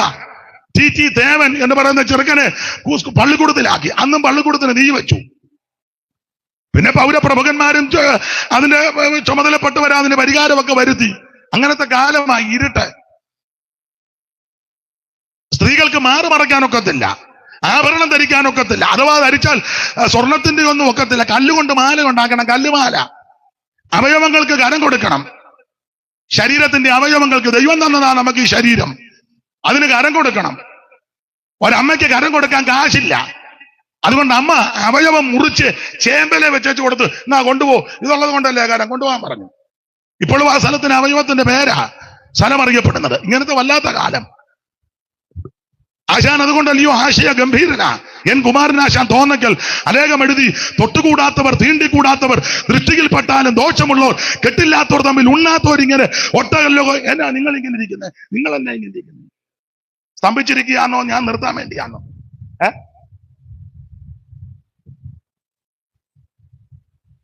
ആശാൻ എഴുതിയില്ലയോ? അയിത്തമുള്ള കാലമാ. പേരൊന്നും ഞാൻ വെളിപ്പെടുത്താൻ തുനിയുന്നില്ല. ആമ ഈഴവ സമുദായത്തിൽപ്പെട്ട ഒരു പ്രഗത്ഭനായ മനുഷ്യൻ, അന്നത്തെ കാലത്ത് പ്രഗത്ഭന. പക്ഷേ സ്ത്രീകൾക്ക് മാറുമറയ്ക്കാനോ നല്ല വസ്ത്രം ധരിക്കാനോ ഒക്കത്തില്ല.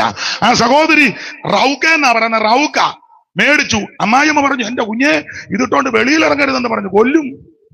ഭർത്താവ് വന്നപ്പോ പറഞ്ഞു കൊടുത്തു. അദ്ദേഹം പറഞ്ഞൊരു കാര്യം ചെയ്യ്, ഇഷ്ടപ്പെട്ട് മേടിച്ചതല്ലേ, രാത്രിയിൽ അത് ധരിച്ചോണ്ട് വരയ്ക്കാത്ത നടക്കാൻ, വെളിയിലിറങ്ങിയാ കൊല്ലും ആൾക്കാര്. എന്തിനാ?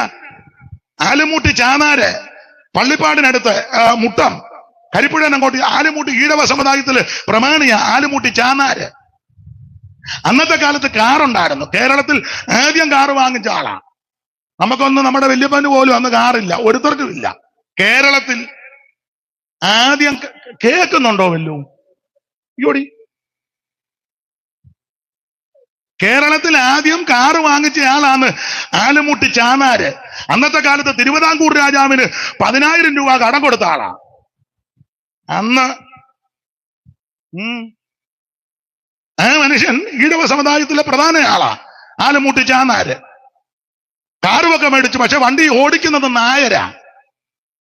വണ്ടി ഓടിച്ചു വരും. അരിപ്പാട്ട് അമ്പലത്തിന് അവിടെ വരുമ്പോൾ, അമ്പലത്തിന് മുന്നിൽ വരുമ്പം കാറിന്റെ ഉടമസ്ഥൻ മുതലാളി ഇറങ്ങി നടന്ന് അപ്പുറത്തെ റോഡിൽ ചെല്ലണം. നായര് വണ്ടി ഓടിച്ച് അമ്പലത്തിന്റെ സൈഡിൽ കൂടെ അയിത്തം. കാറ് മേടിച്ചെന്ന് പറഞ്ഞിട്ടുണ്ടോ? കാശുണ്ടെന്ന് പറഞ്ഞിട്ട് അയിത്തം. ഇതല്ലേ അന്ധകാരം? ഇത് ചരിത്രമാണ്. അവിടെ വെച്ചാൽ അരിപ്പാട്ട് അമ്പലത്തിലല്ലയോ മയൂര സന്ദേശമൊക്കെ സ്കൂളിൽ പഠിച്ചതാ. മയൂര സന്ദേശം. കൊണ്ടക്കോളാല് കലത പുതുകമ്പിയില് എല്ലാം പരത്തി കൊണ്ടക്കേറി പ്രവരനടകോടാട്ടമാടുന്ന ഭംഗി കണ്ടക്കാമീ നിജകമനിയാം നീലവേണി നിനച്ചിട്ട് ഇന്നൽ കയറ്റം വശകനോടെ തന്നെ മിണ്ടാറ് നിന്നാൽ സന്താപക്നം സകല ജഗദാസ്കന്ദനെ വന്ദനം ചെയ്ത് എന്തായാലും വിഷമപതിനാലൊന്നുമില്ലെന്നുറച്ച് ചിന്താമക്കനൻ ചിരം അവിടെ നിന്ന് മയൂരത്തോടേവം. മയൂര സന്ദേശം എല്ലാം ഞാൻ വിവരിക്കുന്നില്ല. അപ്പോൾ അങ്ങനെയുള്ള അന്ധകാരം പിടിച്ച കാലം, ഇരുട്ട കാലം. എന്നാൽ എല്ലാ ഭാഗവും പറയാൻ നേരമില്ല. അതിനെല്ലാം മാറ്റം വരുത്തുവാൻ മുഖാന്തരമായത് ഈ സത്യസുവിശേഷമാണ്. ഒരു സായിപ്പ് നടന്നു പോയ വണ്ടിയെ പോയപ്പോൾ കണ്ടത്തിൽ മൃഗത്തെ മനുഷ്യനെ വെച്ച് കണ്ടകൂടുന്നു. മുഖത്തിന്റെ ഒരു വശത്ത് മൃഗം, ഒരു വശത്ത് മനുഷ്യൻ. അന്നത്തെ കാലമാ. അടിമക്കമ്പോളങ്ങൾ. സായിപ്പ് വണ്ടി നിർത്താൻ പറഞ്ഞു. നിർത്തി വെച്ച് പറഞ്ഞു, ആ മാടിനോട് ചേർത്തുടുന്നത് മനുഷ്യനെ ഇനി വിളിച്ചോണ്ട് വരാൻ പറഞ്ഞു. മാടവിടെ നിൽക്കട്ടെ. കൊണ്ടുവന്നു. വീട്ടിൽ കൊണ്ടുപോയി. വണ്ടിയെ കയറ്റി വീട്ടിൽ കൊണ്ടുപോയി. കുളിപ്പിച്ചു, ഭക്ഷണം കൊടുത്തു, വസ്ത്രം കൊടുത്തു. പിന്നെയോ അക്ഷരം പഠിപ്പിച്ചു. അതുകൊണ്ടല്ലയോ ആശാൻ എഴുതിയത്, അക്ഷരമെന്നതറിവില്ല ചാത്തന് യക്ഷിയും പേയും ഇവർക്ക് ദൈവം. അക്ഷരമെന്നതറിവില്ല ചാത്തന് യക്ഷിയും പേയും ഇവർക്ക് ദൈവം. അപ്പോൾ അക്ഷരം അറിയത്തില്ല. അതുകൊണ്ടായി അധപ്പതനം. അതുകൊണ്ടാ പള്ളിയോട് ചേർത്ത് പള്ളിക്കൂടമുണ്ടാക്കി അക്ഷരം പഠിപ്പിച്ചു. അക്ഷരം പഠിച്ചപ്പോൾ വിവരം വന്നു. വിവരം ഉണ്ടായപ്പോ മനസ്സിലായി ഈ കാട്ടിക്കൂട്ടുന്നതെല്ലാം ഭോഷത്വമാ. വിവരമുണ്ടാക്കിയ മാർഗമാ സുവിശേഷം. അന്തസ്സായിട്ട് ജീവിക്കാൻ നിനക്ക് ഇടവരുത്തിയതാ സുവിശേഷം. നേരും ചൊവ്വനും തുണി കൊടുക്കാൻ പഠിപ്പിച്ച മാർഗമാ സുവിശേഷം. രണ്ടക്ഷരം കൂട്ടി വായിക്കാൻ ഇടയാക്കിയതാ സുവിശേഷം. അന്തസ്സായിട്ട് സമൂഹത്തിൽ ജീവിക്കാൻ നിനക്ക് യോഗ്യത തന്ന മാർഗമാണ് സുവിശേഷം.